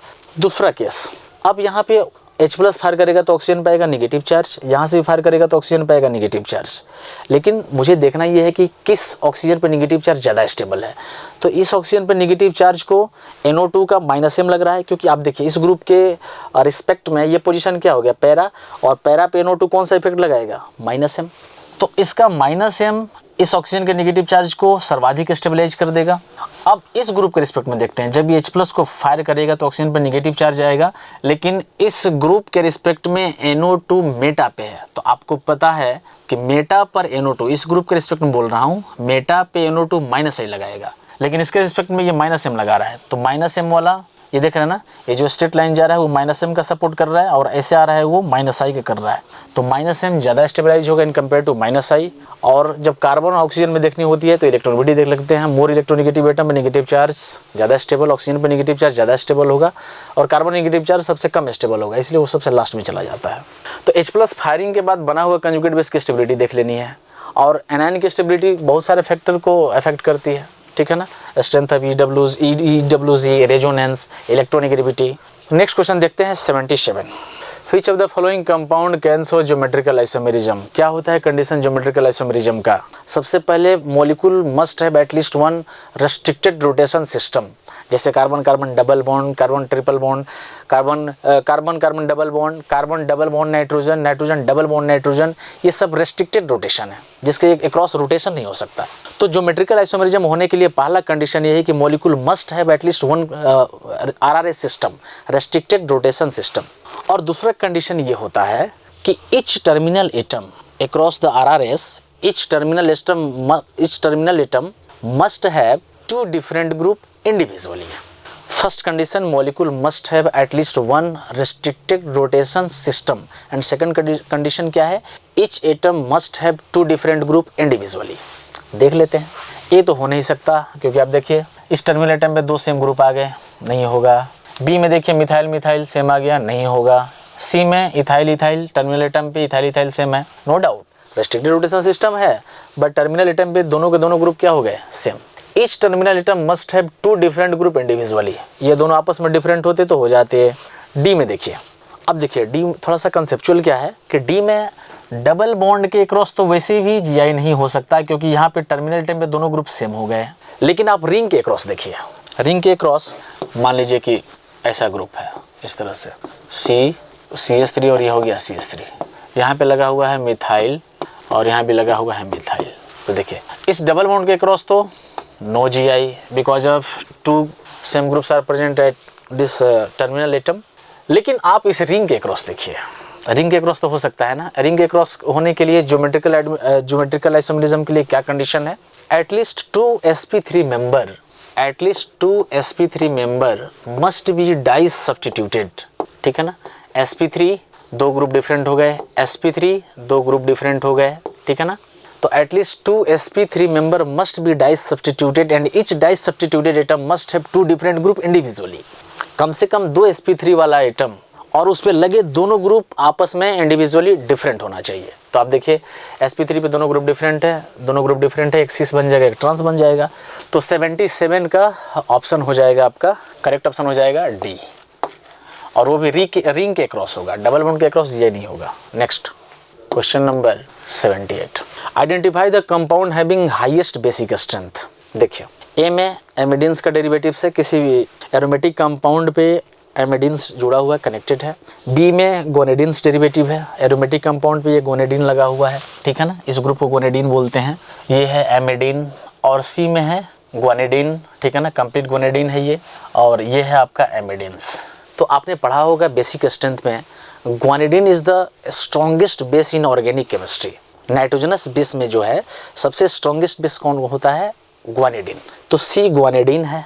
अच्छा, ए एमिडीन्स है, नहीं होगा, हाईएस्ट बेसिक स्ट्रेंथ बोला है। बी में ग्वानिडीन है, बट प्रॉब्लम क्या है सुनिए, बी में यहाँ CH होगा, EWG लग रहा होगा, EWG इफेक्ट लग रहा होगा, इलेक्ट्रॉन विथड्रॉइंग ग्रुप है। तो ये जो नाइट्रोजन पे लोन पेयर होगा ये इसको अपने तरफ पुल करेगा। आप देखिए मैं बी को डील कर रहा हूँ, आप देखिए नो डाउट बी ऑप्शन में भी ग्वानिडीन प्रेजेंट है, NH NH2 double bond NH, देखिए नो डाउट ये भी ग्वानिडीन ही है। लेकिन प्रॉब्लम क्या है कि इस ग्वानिडीन पे ये रेजोनेंस करते हुए इस तरह से जाएगा और यहाँ पे लगा हुआ है EWG, और आपको पता है EWG electron withdrawing group basic strength को क्या कर देगा? कम कर देगा। इस सी में क्या है देखिए, ए और डी तो वैसे भी आंसर नहीं होगा क्योंकि ए एमिडीन्स डेरिवेटिव है, डी भी एमिडीन्स डेरिवेटिव है, एमिडीन्स। बी और सी में गोनेडीन था, लेकिन बी का जो गोनेडीन है उसको CHO का स्ट्रेंथ, उसकी बेसिक स्ट्रेंथ को कम कर देता है, ठीक है ना। बेसिक स्ट्रेंथ उसको इसके बेसिसिटी को क्या कर देगा? कम कर देगा, ठीक है ना। लेकिन सी में देखिए, सी में NH2, यहाँ NH2 है और डबल बॉन्ड यहाँ पर NH है। अब देखिए यहाँ पे दोनों का स्ट्रॉन्ग प्लस एम बिहेवियर दिख रहा है, ये भी प्लस एम दिखा रहा है, ये भी प्लस एम दिखा रहा है, लेकिन यहाँ पे क्या हो जा रहा है? माइनस एम, ठीक है ना। तो आपको पता है ERG बेसिसिटी को बढ़ाता है, electron releasing group basic strength को बढ़ाता है, और electron withdrawing group basic strength को घटाता है। तो सबसे पहले हमने क्या देखा? पहले ये सेलेक्ट किया कि कौन कौन किस नेचर के बेस हैं। तो ए और डी एमिडीन्स है, बी और सी ग्वानिडीन्स है। तो guanidine is strongest base in all. हमने देखा कि बी और सी में ग्वानिडीन है, तो सी का जो इसमें plus M effect strength of ERG ज़्यादा है, लेकिन यहाँ CHO का माइनस एम लग रहा है, तो इसलिए सी यहाँ पे क्या हो जाएगा? स्ट्रॉन्गर बेस हो जाएगा। नेक्स्ट क्वेश्चन देखते हैं, 78 का क्वेश्चन ऑप्शन क्या हो जाएगा? हाईएस्ट बेस सी, 78 का हो जाएगा correct option, C will be correct answer. Next question देखते हैं 79, Which of the following statement is incorrect? Para-nitrophenols is more acidic than para-fluorophenols. सही बात है, para-nitrophenols इसकी एसिडिटी para-fluorophenols से ज़्यादा होगी, क्योंकि NO2 का कौन सा इफेक्ट लगता है? Strong minus M. इसका minus M strength of ERG क्या होता है? फ्लोरीन से ज़्यादा होगा, तो सही बात है, इसकी एसिडिटी ज़्यादा होगी। बी में बोल रहा है NF3+ is stronger -I group than NH3, सही बात है। NF3 केटायन और NH3 यहाँ पे क्या है? न्यूट्रल है, तो केटायन की खींचने की टेंडेंसी, -I का मतलब क्या होगा? इलेक्ट्रॉन विथड्रॉइंग टेंडेंसी, तो केटायन की इलेक्ट्रॉन विथड्रॉइंग टेंडेंसी ज़्यादा होगी in compare to neutral, B भी सही है। Acidity order ortho nitrobenzoic acid, para nitrobenzoic acid and meta nitrobenzoic acid देख लेते हैं। सी में देखिए अर्थो नाइट्रोबेंजोइक एसिड, ये हो गया। दूसरा है पारा नाइट्रोबेंजोइक एसिड, और तीसरा है मेटा नाइट्रोबेंजोइक एसिड, ठीक है ना। तो यहाँ पे तो सबसे पहले सिंपल आप जानते हैं, पढ़े भी होंगे। यहाँ पे लगेगा SIR इफेक्ट, और SIR इफेक्ट होने की वजह से स्टेरिक इनहिबिशन इन रेजोनेंस, ठीक है ना। SIR इफेक्ट होने की वजह से क्या हो जाता है? ये मॉलिक्यूल जो ग्रुप है ये आउटसाइड द प्लेन चला जाता है, जिसको बैक सप्लाई रेजोनेंस का बैक सप्लाई नहीं मिल पाता, ठीक है ना, ये आउटसाइड द प्लेन चला जाएगा। और SIR इफेक्ट तब होता है जब अगल बगल वाले पोजीशन पे बल्कि ग्रुप लगे हों, ठीक है ना। It is the phenomenon, SIR effect क्या है? It is the phenomenon in which resonance stop because of the presence of बल्कि ग्रुप एट एडजेसेंट पोजीशन, ठीक है ना। तो एडजेसेंट पोजीशन पे बल्कि ग्रुप आ जाने की वजह से उनके बीच में स्टेरिक हिंड्रेंस होगा, और कोई ग्रुप मिडिल वाला ग्रुप या जो बल्कि ग्रुप होगा वो आउटसाइड द प्लेन चला जाता है, जिसकी वजह से रेजोनेंस से स्टॉप कर जाता है। तो आप लोगों ने पढ़ा होगा SIR इफेक्ट की वजह से एसिडिटी क्या हो जाती है? बढ़ जाएगी, एसिडिकेशन ज़्यादा होगी। यहाँ पे लगेगा -M इफेक्ट और यहाँ लगता है -I, ठीक है ना। तो आपको तो पता है स्ट्रेंथ ऑफ ERG जितना ही ज़्यादा होगा एसिडिटी उतनी ही क्या होगी, ज़्यादा होगी। तो सी भी सही है। डी में देखिए एसिडिटी ऑर्डर गलत है। फॉर्मिक एसिड का एसिडिटी ज़्यादा होना चाहिए क्योंकि यहाँ देखिए CH3 है, CH3 का प्लस आई इफेक्ट लगेगा और एसिडिटी को कम कर देगा। हाइड्रोजन का कोई इंडक्टिव इफेक्ट नहीं होता, ठीक है ना, इसका इंडक्टिव इफेक्ट हम 0 कंसिडर करते हैं। इक्वल RS में भी, इसमें भी है, इक्वल RS इसमें भी है, बट यहाँ पे इफेक्ट देखना होगा। CH3 का प्लस आई एसिडिटी को कम कर देगा। आपको तो पता है स्ट्रेंथ ऑफ ERG एसिडिटी को घटाता है और स्ट्रेंथ ऑफ UWG एसिडिटी को बढ़ाता है, ठीक है ना। इलेक्ट्रॉन रिलीजिंग ग्रुप एसिडिटी को डिक्रीज कर देगा और इलेक्ट्रॉन विड्रॉइंग ग्रुप एसिडिटी को इंक्रीज कर देगा। तो डी गलत है। होना क्या चाहिए था, फॉर्मिक ज़्यादा होना चाहिए था इन कंपेयर टू एसिटिक। तो 79 का ऑप्शन हो जाएगा, करेक्ट ऑप्शन हो जाएगा D option will be correct. 80 identify correct acidic strength order in the following compounds. सबसे पहले जब भी एसिडिटी वगैरह देखना हो ना और जिस साइड की एसिडिटी देखनी है वहाँ से आप हाइड्रोजन को हटा लें, कंजुगेट बेस बना लें और फिर देख लें कौन सा कंजुगेट बेस ज़्यादा स्टेबल है। जो साइड से H+ देने के बाद, ठीक है ना, H+ देने के बाद बना हुआ कंजुगेट बेस जितना ही ज़्यादा स्टेबल होगा उतना ही फास्ट H+ को फायर करेगा और स्ट्रॉन्ग एसिडिक होगा। ये है मान लीजिए स्ट्रक्चर। तो मार्क किया है, इसको बोला है वो 2, ये है 1 और यहाँ पे है आपका 3। तो सुनिए आपको क्या करना है, सबसे पहले जिस साइड की एसिडिटी उन्होंने पूछा है, जिस हाइड्रोजन के रिगार्डिंग उस लोकेशन के बारे में एसिडिटी के बारे में पूछा है, तो आप क्या कीजिए कि वहाँ से H+ को फायर करवाइए। चलिए यहाँ से H+ फायर हो गया तो यहाँ आ जाएगा आपका निगेटिव चार्ज। जब ये H+ फायर हुआ तो यहाँ आ गया निगेटिव चार्ज। जब ये फायर हुआ तो यहाँ आ गया निगेटिव चार्ज। ये बन गए मतलब रिस्पेक्टिव पोजीशन पे कंजुगेट बेस बना दिए हम। अब इनका स्टेबिलिटी देख लेना है। जो साइट H+ देने के बाद, ठीक है ना, H+ फायरिंग के बाद कंजुगेट बेस बनेगा और जो कंजुगेट बेस ज़्यादा स्टेबल होगा उसकी एसिडिटी ज़्यादा होगी। तो H+ का फायर कर दिया, नेगेटिव चार्ज क्रिएट कर दिया। अब देखिए कौन सा नेगेटिव चार्ज ज़्यादा स्टेबल है। जो नेगेटिव चार्ज जितना ही ज़्यादा स्टेबल रहा होगा उसकी H+ देने की टेंडेंसी उतनी ही फास्ट होगी, ठीक है ना। अब देखिए यह नेगेटिव चार्ज इधर भी -m से स्टेबलाइज है और इधर भी उसे -m का सपोर्ट मिल रहा है। अच्छा ये नेगेटिव चार्ज, इसका देखिए, ये नेगेटिव चार्ज देखिए, इसको भी इस ग्रुप का -m मिल रहा है और इसको भी इसका -m मिल रहा है। ध्यान से समझिएगा, ये नेगेटिव चार्ज रेजोनेंस के मामले में इक्वली स्टेबल है। देखिए इस नेगेटिव चार्ज को इधर इसका -m का सपोर्ट मिल रहा है, ठीक है ना, इधर इसका भी -m का सपोर्ट मिल रहा है। समझ रहे हैं ना, इस तरह से। यहाँ जो नेगेटिव चार्ज बना उसको भी इस CO का -m का सपोर्ट मिल रहा है और इस कीटो ग्रुप का -m का सपोर्ट मिल रहा है उसे। तब हम कैसे फैसला करें। अच्छा यहाँ देखिए, यहाँ जो नेगेटिव चार्ज बनेगा तो उसे सिर्फ सिंगल साइड -m का सपोर्ट मिलेगा। तो ये तो श्योर हो गया कि ये नेगेटिव चार्ज और इस नेगेटिव चार्ज को दो -m का सपोर्ट मिल रहा है और इस नेगेटिव चार्ज को सिर्फ एक -m का सपोर्ट मिल रहा है।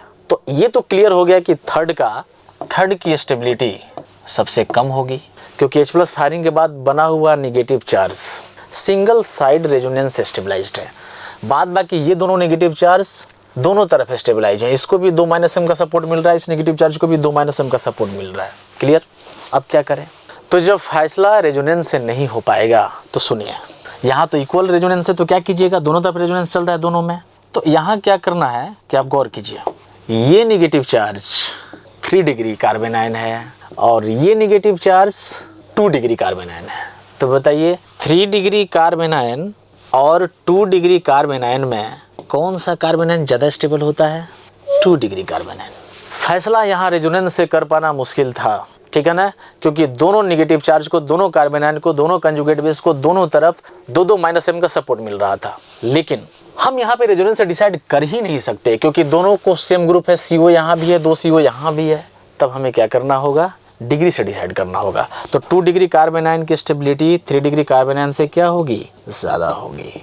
तो ये वाला जो कंजुगेट बेस है इसकी स्टेबिलिटी ज़्यादा होगी तो इस साइट का एसिडिटी सबसे ज़्यादा होगा। तो देखिए 2 डिग्री ये है तो फर्स्ट हो जाएगा पहले और फिर हो जाएगा आपका सेकंड। तो ये हो जाएगा आपका एसिडिटी ऑर्डर। तो आप देखिए 1 2 3 1 3 2 1 2 3 ना, हाँ ए। तो 80 का A option will be correct answer.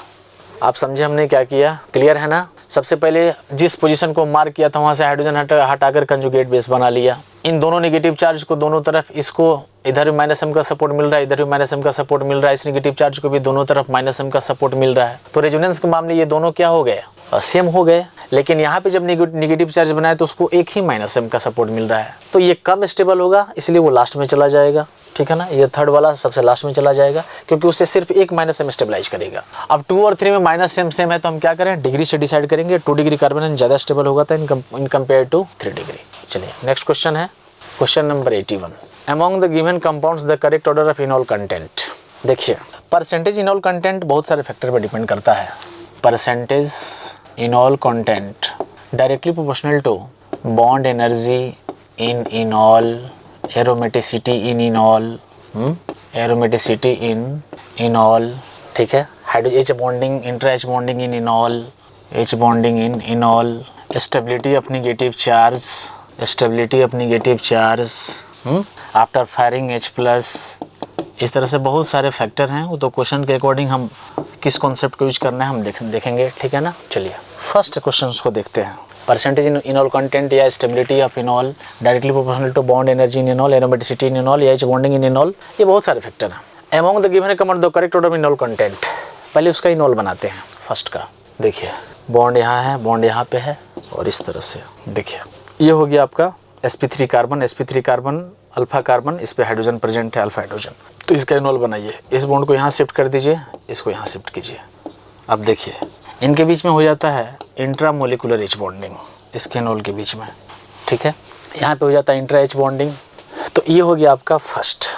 Second क्या है, सेकंड में देखिए यहाँ से H+ फायर होगा, इसको मैं मिटाता हूँ, ये तो समझ गया ना। क्वेश्चन नंबर 81, ये तो फर्स्ट था। सेकंड में इनॉल बनाइए, सेकंड में इनॉल इस तरह से यहाँ से हाइड्रोजन हटेगा। ठीक है ना, तो अब देखिए यहाँ पर क्या है, यहाँ समझिएगा ध्यान से। यहाँ जब इनॉल हम बनाएंगे तो ये बॉन्ड यहाँ शिफ्ट होगा और ये यहाँ चला जाएगा। ठीक है ना, तो इस तरह से यहाँ बन जाएगा OH, डबल बॉन्ड, और यहाँ हो जाएगा आपका O। ठीक है, तो यहाँ देखिए इसमें ये तो ऑलरेडी ब्रोकन कंडीशन में होता है, तो ये से टूट जाएगा, तो यहाँ प्लस बन जाएगा, यहाँ आ जाएगा आपका एरोमेटिसिटी। ठीक है, अच्छा इसमें H बॉन्डिंग नहीं हो सकता, इसमें H बॉन्डिंग नहीं होगा। यहाँ पे देखिए, यहाँ पे H बॉन्डिंग भी है, फर्स्ट वाले में H बॉन्डिंग भी है, और अगर ये बॉन्ड ऐसे टूट गया तो यहाँ भी प्लस चार्ज आ जाएगा, और ये सिस्टम आपका एरोमेटिक भी है। तो ये वाला इनॉल कंटेंट H बॉन्डिंग के साथ साथ एरोमेटिसिटी दोनों से स्टेबलाइज हो रहा है। ठीक है ना, फर्स्ट का ये तो मैंने सेकंड किया है ना। देखिए सेकंड का, सेकंड में सिर्फ एरोमेटिसिटी है और फर्स्ट में एरोमेटिसिटी प्लस H बॉन्डिंग दोनों की स्टेबिलिटी मिल रही है। तो फर्स्ट और सेकंड में सबसे ज़्यादा किसका होगा, इसमें फर्स्ट का ज़्यादा हो जाएगा in compare to second. Third में देखिए, थर्ड में अगर आप कंजुगेट यहाँ पे इनोलाइजेशन कीजिएगा तो कोई भी एरोमेटिसिटी वगैरह नहीं आने वाली, कोई H बॉन्डिंग नहीं होगा, तो वो सबसे लास्ट में चला जाएगा। तो आपका आंसर हो क्या आ जाएगा, 1 2 3। तो 81 का A option will be correct answer. ठीक है, नेक्स्ट क्वेश्चन देखते हैं। आप समझ गए ना, थर्ड में अगर हम आप इनोलाइजेशन करते हैं तो सिस्टम एरोमेटिक नहीं होगा। बाद बाकी फर्स्ट और सेकंड में, फर्स्ट सेकंड दोनों एरोमेटिक है। तो लेकिन फर्स्ट वाले में क्या है कि एरोमेटिसिटी भी है और इंट्रा H बॉन्डिंग भी है। आप देखिए इंट्रा H बॉन्डिंग हो रहा है, तो एरोमेटिसिटी और H बॉन्डिंग इन दोनों फैक्टर मिलकर इसको ज़्यादा स्टेबलाइज कर देंगे, इसको कम करेंगे। ठीक है ना, नेक्स्ट क्वेश्चन है question number 82। For the following compounds which nitrogen is the least tendency to be protonated. इसका मतलब ये हुआ, प्रोटोनेटेड का मतलब क्या, प्रोटोनेशन का मतलब क्या होता है, जो एटम लोन पेयर देकर H+ को एक्सेप्ट करता है। तो H+ एक्सेप्टेंस को हम क्या बोलते हैं, प्रोटोनेशन। तो जो बेस, जो एटम अपना लोन पेयर इजीली H+ को दे देगा वो फास्ट प्रोटोनेटेड करेगा उसे, उसका फास्ट प्रोटोनेशन होगा। और जो एटम अपना लोन पेयर बहुत डिफिकल्टीज के साथ H+ को दे रहा है, बहुत डिफिकल्टी के साथ प्रोटोनेशन हो रहा है। तो कहने का मतलब lone pair donor to H+ अगर फास्ट होता है तो हम कहेंगे फास्ट प्रोटोनेशन हो रहा है। अगर कोई एटम अपना लोन पेयर डोनेट करने में थोड़ी सी उसकी कठिनाई हो रही है, दिक्कतें आ रही हैं, मतलब उसका डोनेशन टेंडेंसी कम है, उसका बेसिक स्ट्रेंथ कम है, तो उसको हम क्या बोलेंगे, वो क्या बोलेंगे कि वहाँ पे लिस्ट टेंडेंसी से प्रोटोनेशन कर रहा है। तो ओवरऑल यहाँ बेसिक स्ट्रेंथ ही पूछ रहा है कि कौन जल्दी, कौन एटम, कौन सा नाइट्रोजन एटम जल्दी लोन पेयर देकर H+ को एक्सेप्ट कर लेगा। लेकिन सवाल में कह रहा है least tendency to be protonated. अच्छा, तो सबसे इस क्वेश्चन के हिसाब से कह रहा है कि कौन काफ़ी कम टेंडेंसी प्रोटोनेट करेगा, मतलब कौन अपना लोन पेयर H+ को जल्दी नहीं देगा या किसकी देने की टेंडेंसी कम होगी। तो देखिए सी में देखिए, तो सी का हाइब्रिडेशन क्या है, sp2, और यहाँ पे लोन पेयर है तो इसको हम बोलेंगे sp2 लोकेलाइज्ड। sp2 लोकेलाइज्ड है, ये है sp2 डिलोकेलाइज्ड, ये भी sp2 आपका हो जाएगा लोकेलाइज्ड। तो sp2 लोकेलाइज्ड, sp2 लोकेलाइज्ड, और ये हो जाता है आपका sp2 डिलोकेलाइज्ड, और ये है sp2 but part of aromatic. तो आप जानते हैं, आप पढ़े भी होंगे कि 82 में देखिए sp3 का बेसिक स्ट्रेंथ सबसे ज़्यादा होता है, फिर आता है sp2 और फिर लास्ट में आ जाता है मान लीजिए sp2, ठीक है ना, फिर sp।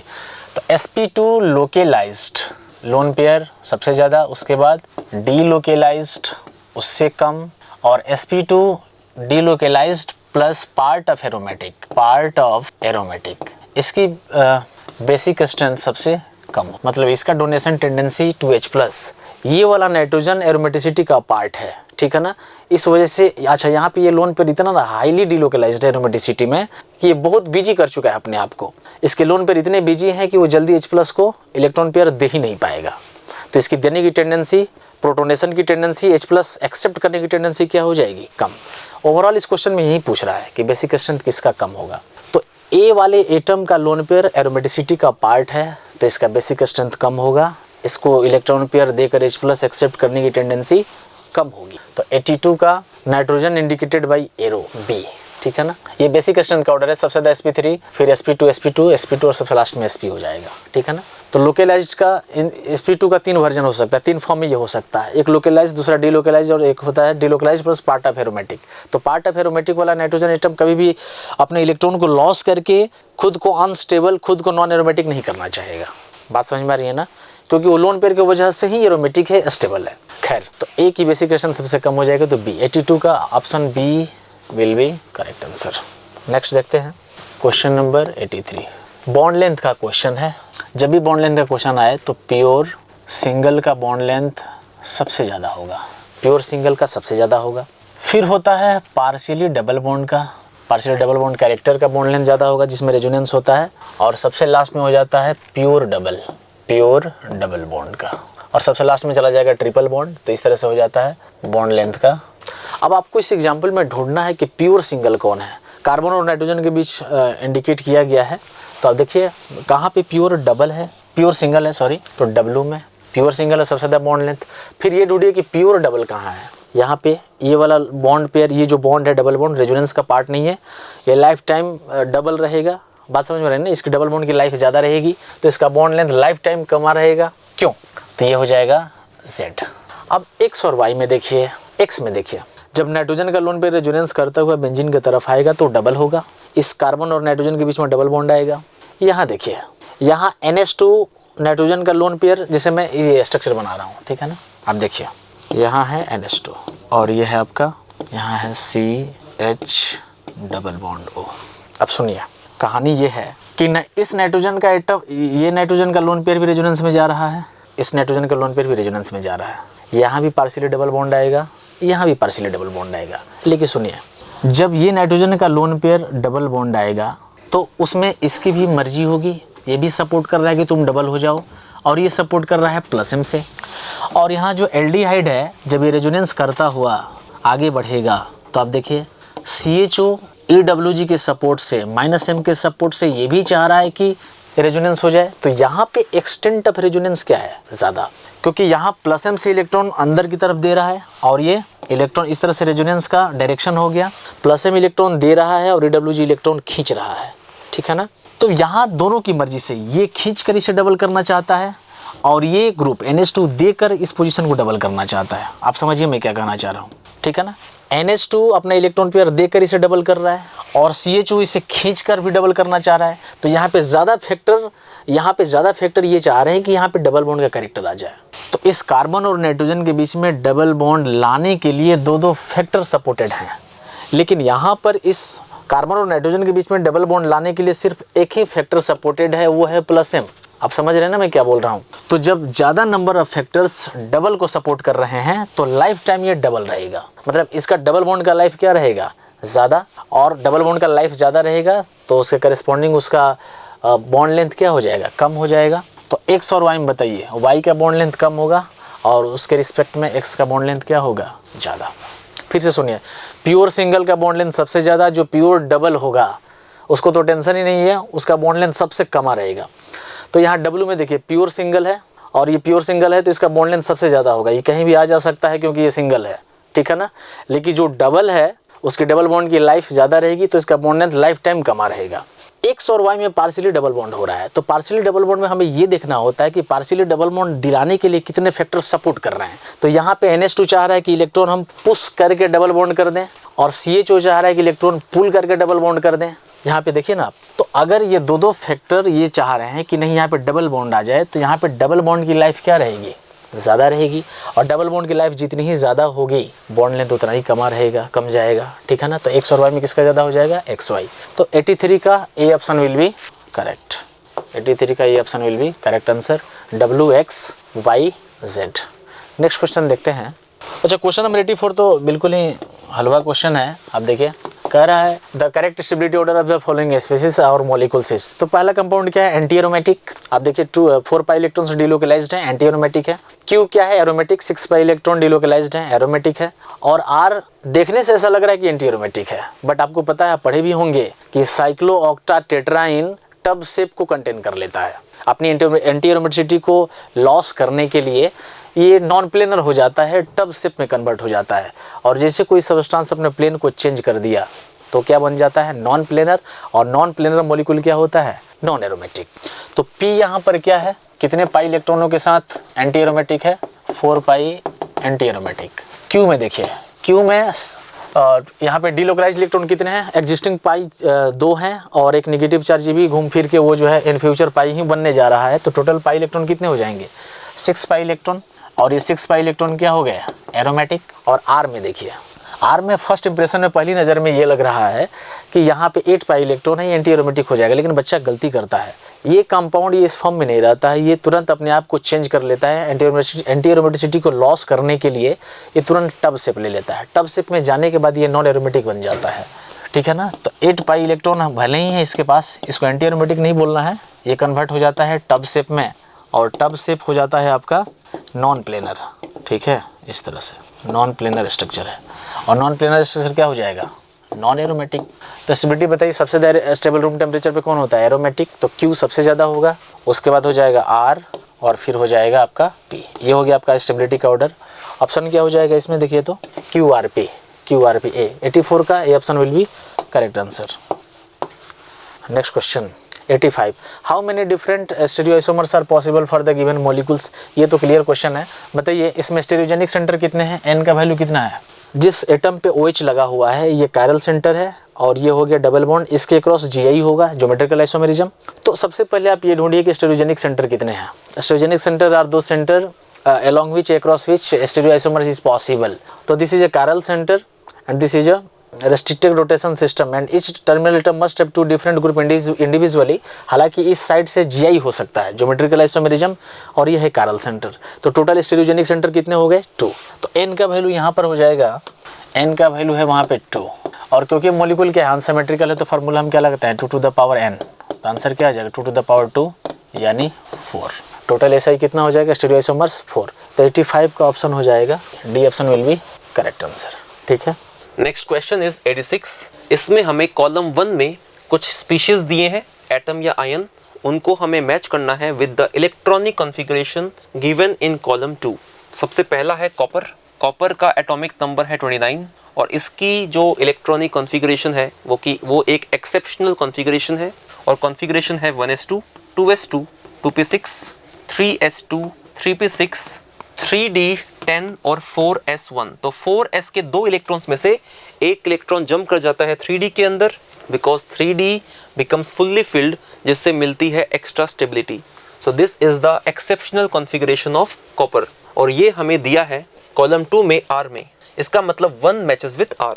उसके बाद में हमारे पास सेकंड स्पीशीज है कॉपर 2+। तो कॉपर 2+ का मतलब हम कॉपर से 2 इलेक्ट्रॉन रिमूव करेंगे। तो पहला इलेक्ट्रॉन रिमूव करेंगे from the outer most 4s subshell. तो 4s में से एक इलेक्ट्रॉन निकालेंगे, उसके बाद एक इलेक्ट्रॉन निकालेंगे हम 3d में से, तो ये बन जाएगा 3d9। तो कॉपर 2+ की कॉन्फ़िगरेशन हो जाएगी 1s2, 2s2, 2p6, 3s2, 3p6 and 3d9, और ये हमें दिया है कॉलम 2 में इन S। इसका मतलब कि 2 matches with S। Next we have number 3 zinc 2+। तो जिंक 2+ हमें देखना है कॉन्फ़िगरेशन, तो उसके पहले देखते हैं इसका जो न्यूट्रल एटम है जिंक। पहले जिंक की कॉन्फ़िगरेशन देखते हैं। तो it is 1s2 2s2 2p6 3s2 3p6 3d10 और 4s2। तो ये है जिंक की कॉन्फ़िगरेशन। तो अगर हमें जिंक 2+ चाहिए तो हमें इसमें से 2 इलेक्ट्रॉन निकालने हैं और वो 2 इलेक्ट्रॉन निकालेंगे हम आउटर मोस्ट 4s सबशेल से। तो ये बन जाएगा 1s2 2s2 2p6 3s2 3p6 3d10। तो ये है कॉन्फ़िगरेशन ऑफ जिंक 2+ और ये हमें कॉलम 2 में दिया है इन P। इसका मतलब 3 matches with P। And then we have chromium 3+। Fourth species है क्रोमियम 3+। तो पहले देखते हैं न्यूट्रल एटम क्रोमियम की कॉन्फ़िगरेशन। सो क्रोमियम का एटॉमिक नंबर 24 है और इसकी भी एक एक्सेप्शनल कॉन्फ़िगरेशन है। कॉन्फ़िगरेशन है 1s2 2s2 2p6 3s2 3p6 3d5 4s1। तो 4s का एक इलेक्ट्रॉन 3d में जंप करता है ताकि 3d के पास में आ जाए हाफ फिल्ड स्टेबल कॉन्फ़िगरेशन। तो अगर हमें इसमें से 3 इलेक्ट्रॉन निकालने हैं टू मेक क्रोमियम 3+, तो 3 इलेक्ट्रॉन निकालने के लिए पहला इलेक्ट्रॉन निकालेंगे हम 4s से, तो 4s में आ जाएगा 0 और उसके बाद में 2 इलेक्ट्रॉन निकालेंगे हम 3d से, तो ये बन जाएगा 3d3। तो क्रोमियम 3+ की कॉन्फ़िगरेशन हो जाएगी 1s2 2s2 2p6 3s2 3p6 3d3 और ये हमें कॉलम 2 में दिया है T में। इसका मतलब 4 matches with T। So given options में हमारा आंसर हो जाएगा option C। 1 matches with R, 2 matches with S, 3 matches with P and 4 matches with T। C is the answer. Next question is 87. It says that the reaction A plus B forming C plus D plus heat is at equilibrium state. The reaction may be made to proceed forward by। तो इस given reaction में we can C heat है on the product side, मतलब कि heat release हो रही है, मतलब कि ये है एक एक्सोथर्मिक रिएक्शन। तो हमें देखना है कि गिवन ऑप्शंस में क्या करने से ये रिएक्शन फॉरवर्ड जाएगी। ऑप्शन ए देखते हैं। ऑप्शन ए में दिया है एडिंग मोर C। तो C है प्रोडक्ट, तो अगर हम इक्विलिब्रियम पे प्रोडक्ट को ऐड करेंगे तो according to Le Chatelier principle the equilibrium shifts in the backward direction. लेकिन हम चाहते हैं कि इक्विलिब्रियम कहाँ जाए, फॉरवर्ड। इसका मतलब हम C को ऐड नहीं कर सकते। सिमिलरली ऑप्शन बी में क्या दिया है, एडिंग मोर D। अब D भी क्या है, प्रोडक्ट है, तो D को भी ऐड करेंगे तो रिएक्शन बैकवर्ड जाएगी, फॉरवर्ड नहीं जाएगी। तो A और B हमारे आंसर नहीं होंगे। और ऑप्शन C में दिया है डिक्रीजिंग द टेम्परेचर। तो वी नो कि अगर एक्सोथर्मिक रिएक्शन होती है तो एक्सोथर्मिक रिएक्शन के लिए अगर हम टेम्परेचर डिक्रीज कर दें तो equilibrium shifts in the forward direction, reaction forward जाएगी। इसका मतलब option C is the correct answer. If we decrease the temperature so ये रिएक्शन फॉरवर्ड जाएगी क्योंकि ये एक एक्सोथर्मिक रिएक्शन है। C is the answer. Next question is 88। ये एक असर्शन रीजन टाइप क्वेश्चन है। असर्शन का स्टेटमेंट है the value of equilibrium constant K gives us a relative idea about the extent to which a reaction proceeds. तो ये assertion का statement बिल्कुल correct है क्योंकि इक्विलिब्रियम कांस्टेंट की वैल्यू लेटर से अगर बहुत हाई है, वेरी हाई, जैसे कि एग्जांपल अगर we take 10 to the power 3 या 10 to the power 4 या 10 to the power 5 एटसेट्रा। अगर इक्विलिब्रियम कांस्टेंट की वैल्यू बहुत ज़्यादा है इसका मतलब the extent of reaction is very high. ये रिएक्शन ऑलमोस्ट कंप्लीटली फॉरवर्ड जाएगी और रिएक्टेंट्स ऑलमोस्ट कंप्लीटली खत्म हो जाएंगे। यहीं पे अगर इक्विलिब्रियम कांस्टेंट की वैल्यू काफ़ी छोटी है, very small, if the value is very small like for example 10 to the power -3 या 10 to the power -4 या 10 to the power -5 एटसेट्रा, अगर वैल्यू बहुत स्मॉल है इसका मतलब कि the extent of reaction is very small और ये रिएक्शन फॉरवर्ड जाएगी ही नहीं, रिएक्टेंट्स बहुत कम रिएक्ट करेंगे। तो यस, इक्विलिब्रियम कांस्टेंट की वैल्यू हमें एक आइडिया देती है about the extent of reaction. तो असर्शन का स्टेटमेंट बिल्कुल करेक्ट है। अब देखते हैं रीजन का statement. The value of equilibrium constant K is independent of the stoichiometry of reactants and products at the point of equilibrium. तो देखते हैं एक रिएक्शन A फॉर्मिंग B। तो अगर इसका हम इक्विलिब्रियम कांस्टेंट का एक्सप्रेशन देखें तो इक्विलिब्रियम कांस्टेंट K1 क्या हो जाएगा, concentration of product B by concentration of reactant A at equilibrium state. ठीक है, अब एक काम करते हैं, इस रिएक्शन का स्टोइकियोमेट्री चेंज करते हैं। अगर हम इसका स्टोइकियोमेट्री चेंज करें, इस पूरी रिएक्शन को 2 से मल्टीप्लाई कर दें तो ये बन जाएगा 2A 2b। तो हमने इस रिएक्शन का स्टोइकियोमेट्री चेंज कर दिया है 2 से मल्टीप्लाई करके। अब ये जो नई रिएक्शन है इसका इक्विलिब्रियम कांस्टेंट K2 क्या हो जाएगा, concentration of B at equilibrium to the power stoichiometric coefficient 2 divided by concentration of A at equilibrium to the power stoichiometric coefficient 2। तो ये है concentration of B by concentration of A का whole square. तो ये एक तरीके से क्या बन गया है, K1 का स्क्वायर बन गया है। इसका मतलब ये है कि अगर हम स्टोइकियोमेट्री चेंज करें तो इक्विलिब्रियम कांस्टेंट भी चेंज हो जाता है, K2 is equal to K1 का स्क्वायर। इसका मतलब कि रीजन का स्टेटमेंट इनकरेक्ट है। The value of K is independent of stoichiometry of reactants and products. ये स्टेटमेंट सही नहीं है। इक्विलिब्रियम कांस्टेंट की वैल्यू स्टोइकियोमेट्री पे डिपेंड करती है। तो reason is incorrect, assertion is correct, reason is incorrect. हमारा आंसर हो जाएगा option C, if assertion is true but reason is false। Next question is 89। इसमें दो स्टेटमेंट्स दिए हैं। स्टेटमेंट 1 है the D Broglie wavelength of a particle is inversely proportional to its momentum. So de Broglie wavelength का formula होता है h/p, जहाँ पे p is the momentum. So yes, we can clearly see that lambda is inversely proportional to momentum. तो statement 1 is correct. और momentum p होता है mv। So de Broglie wavelength lambda is equal to h/mv। Statement 2 में given है a fast moving particle has a longer wavelength than a slow particle. तो जो fast moving particle है उसकी velocity होगी ज़्यादा, और अगर फास्ट मूविंग पार्टिकल की वेलोसिटी ज़्यादा है तो उसकी वेवलेंथ, डी ब्रोगली वेवलेंथ क्या हो जाएगी, कम हो जाएगी। इसका मतलब कि faster moving particle will have shorter wavelength, longer wavelength नहीं होगी, शॉर्टर वेवलेंथ होगी। इसका मतलब कि statement 2 is incorrect. Statement 1 is correct but statement 2 is incorrect. इसका मतलब कि हमारा आंसर हो जाएगा option B, statement 1 is correct but statement 2 is incorrect. Next question is 90। इसमें हमें दो स्टेटमेंट्स दिए हैं। स्टेटमेंट 1 है non metals are generally found on the right side of the periodic table. तो ये स्टेटमेंट बिल्कुल करेक्ट है, because as we go from left to right in the periodic table, जो नॉन मेटालिक कैरेक्टर है या जो non metallic nature है वो एलिमेंट्स में बढ़ता है, और इस वजह से जो नॉन मेटल्स है they are mostly towards the right side of the periodic table. Statement 1 is correct. अब स्टेटमेंट 2 में गिवन है non metals have a tendency to lose electrons during chemical reactions.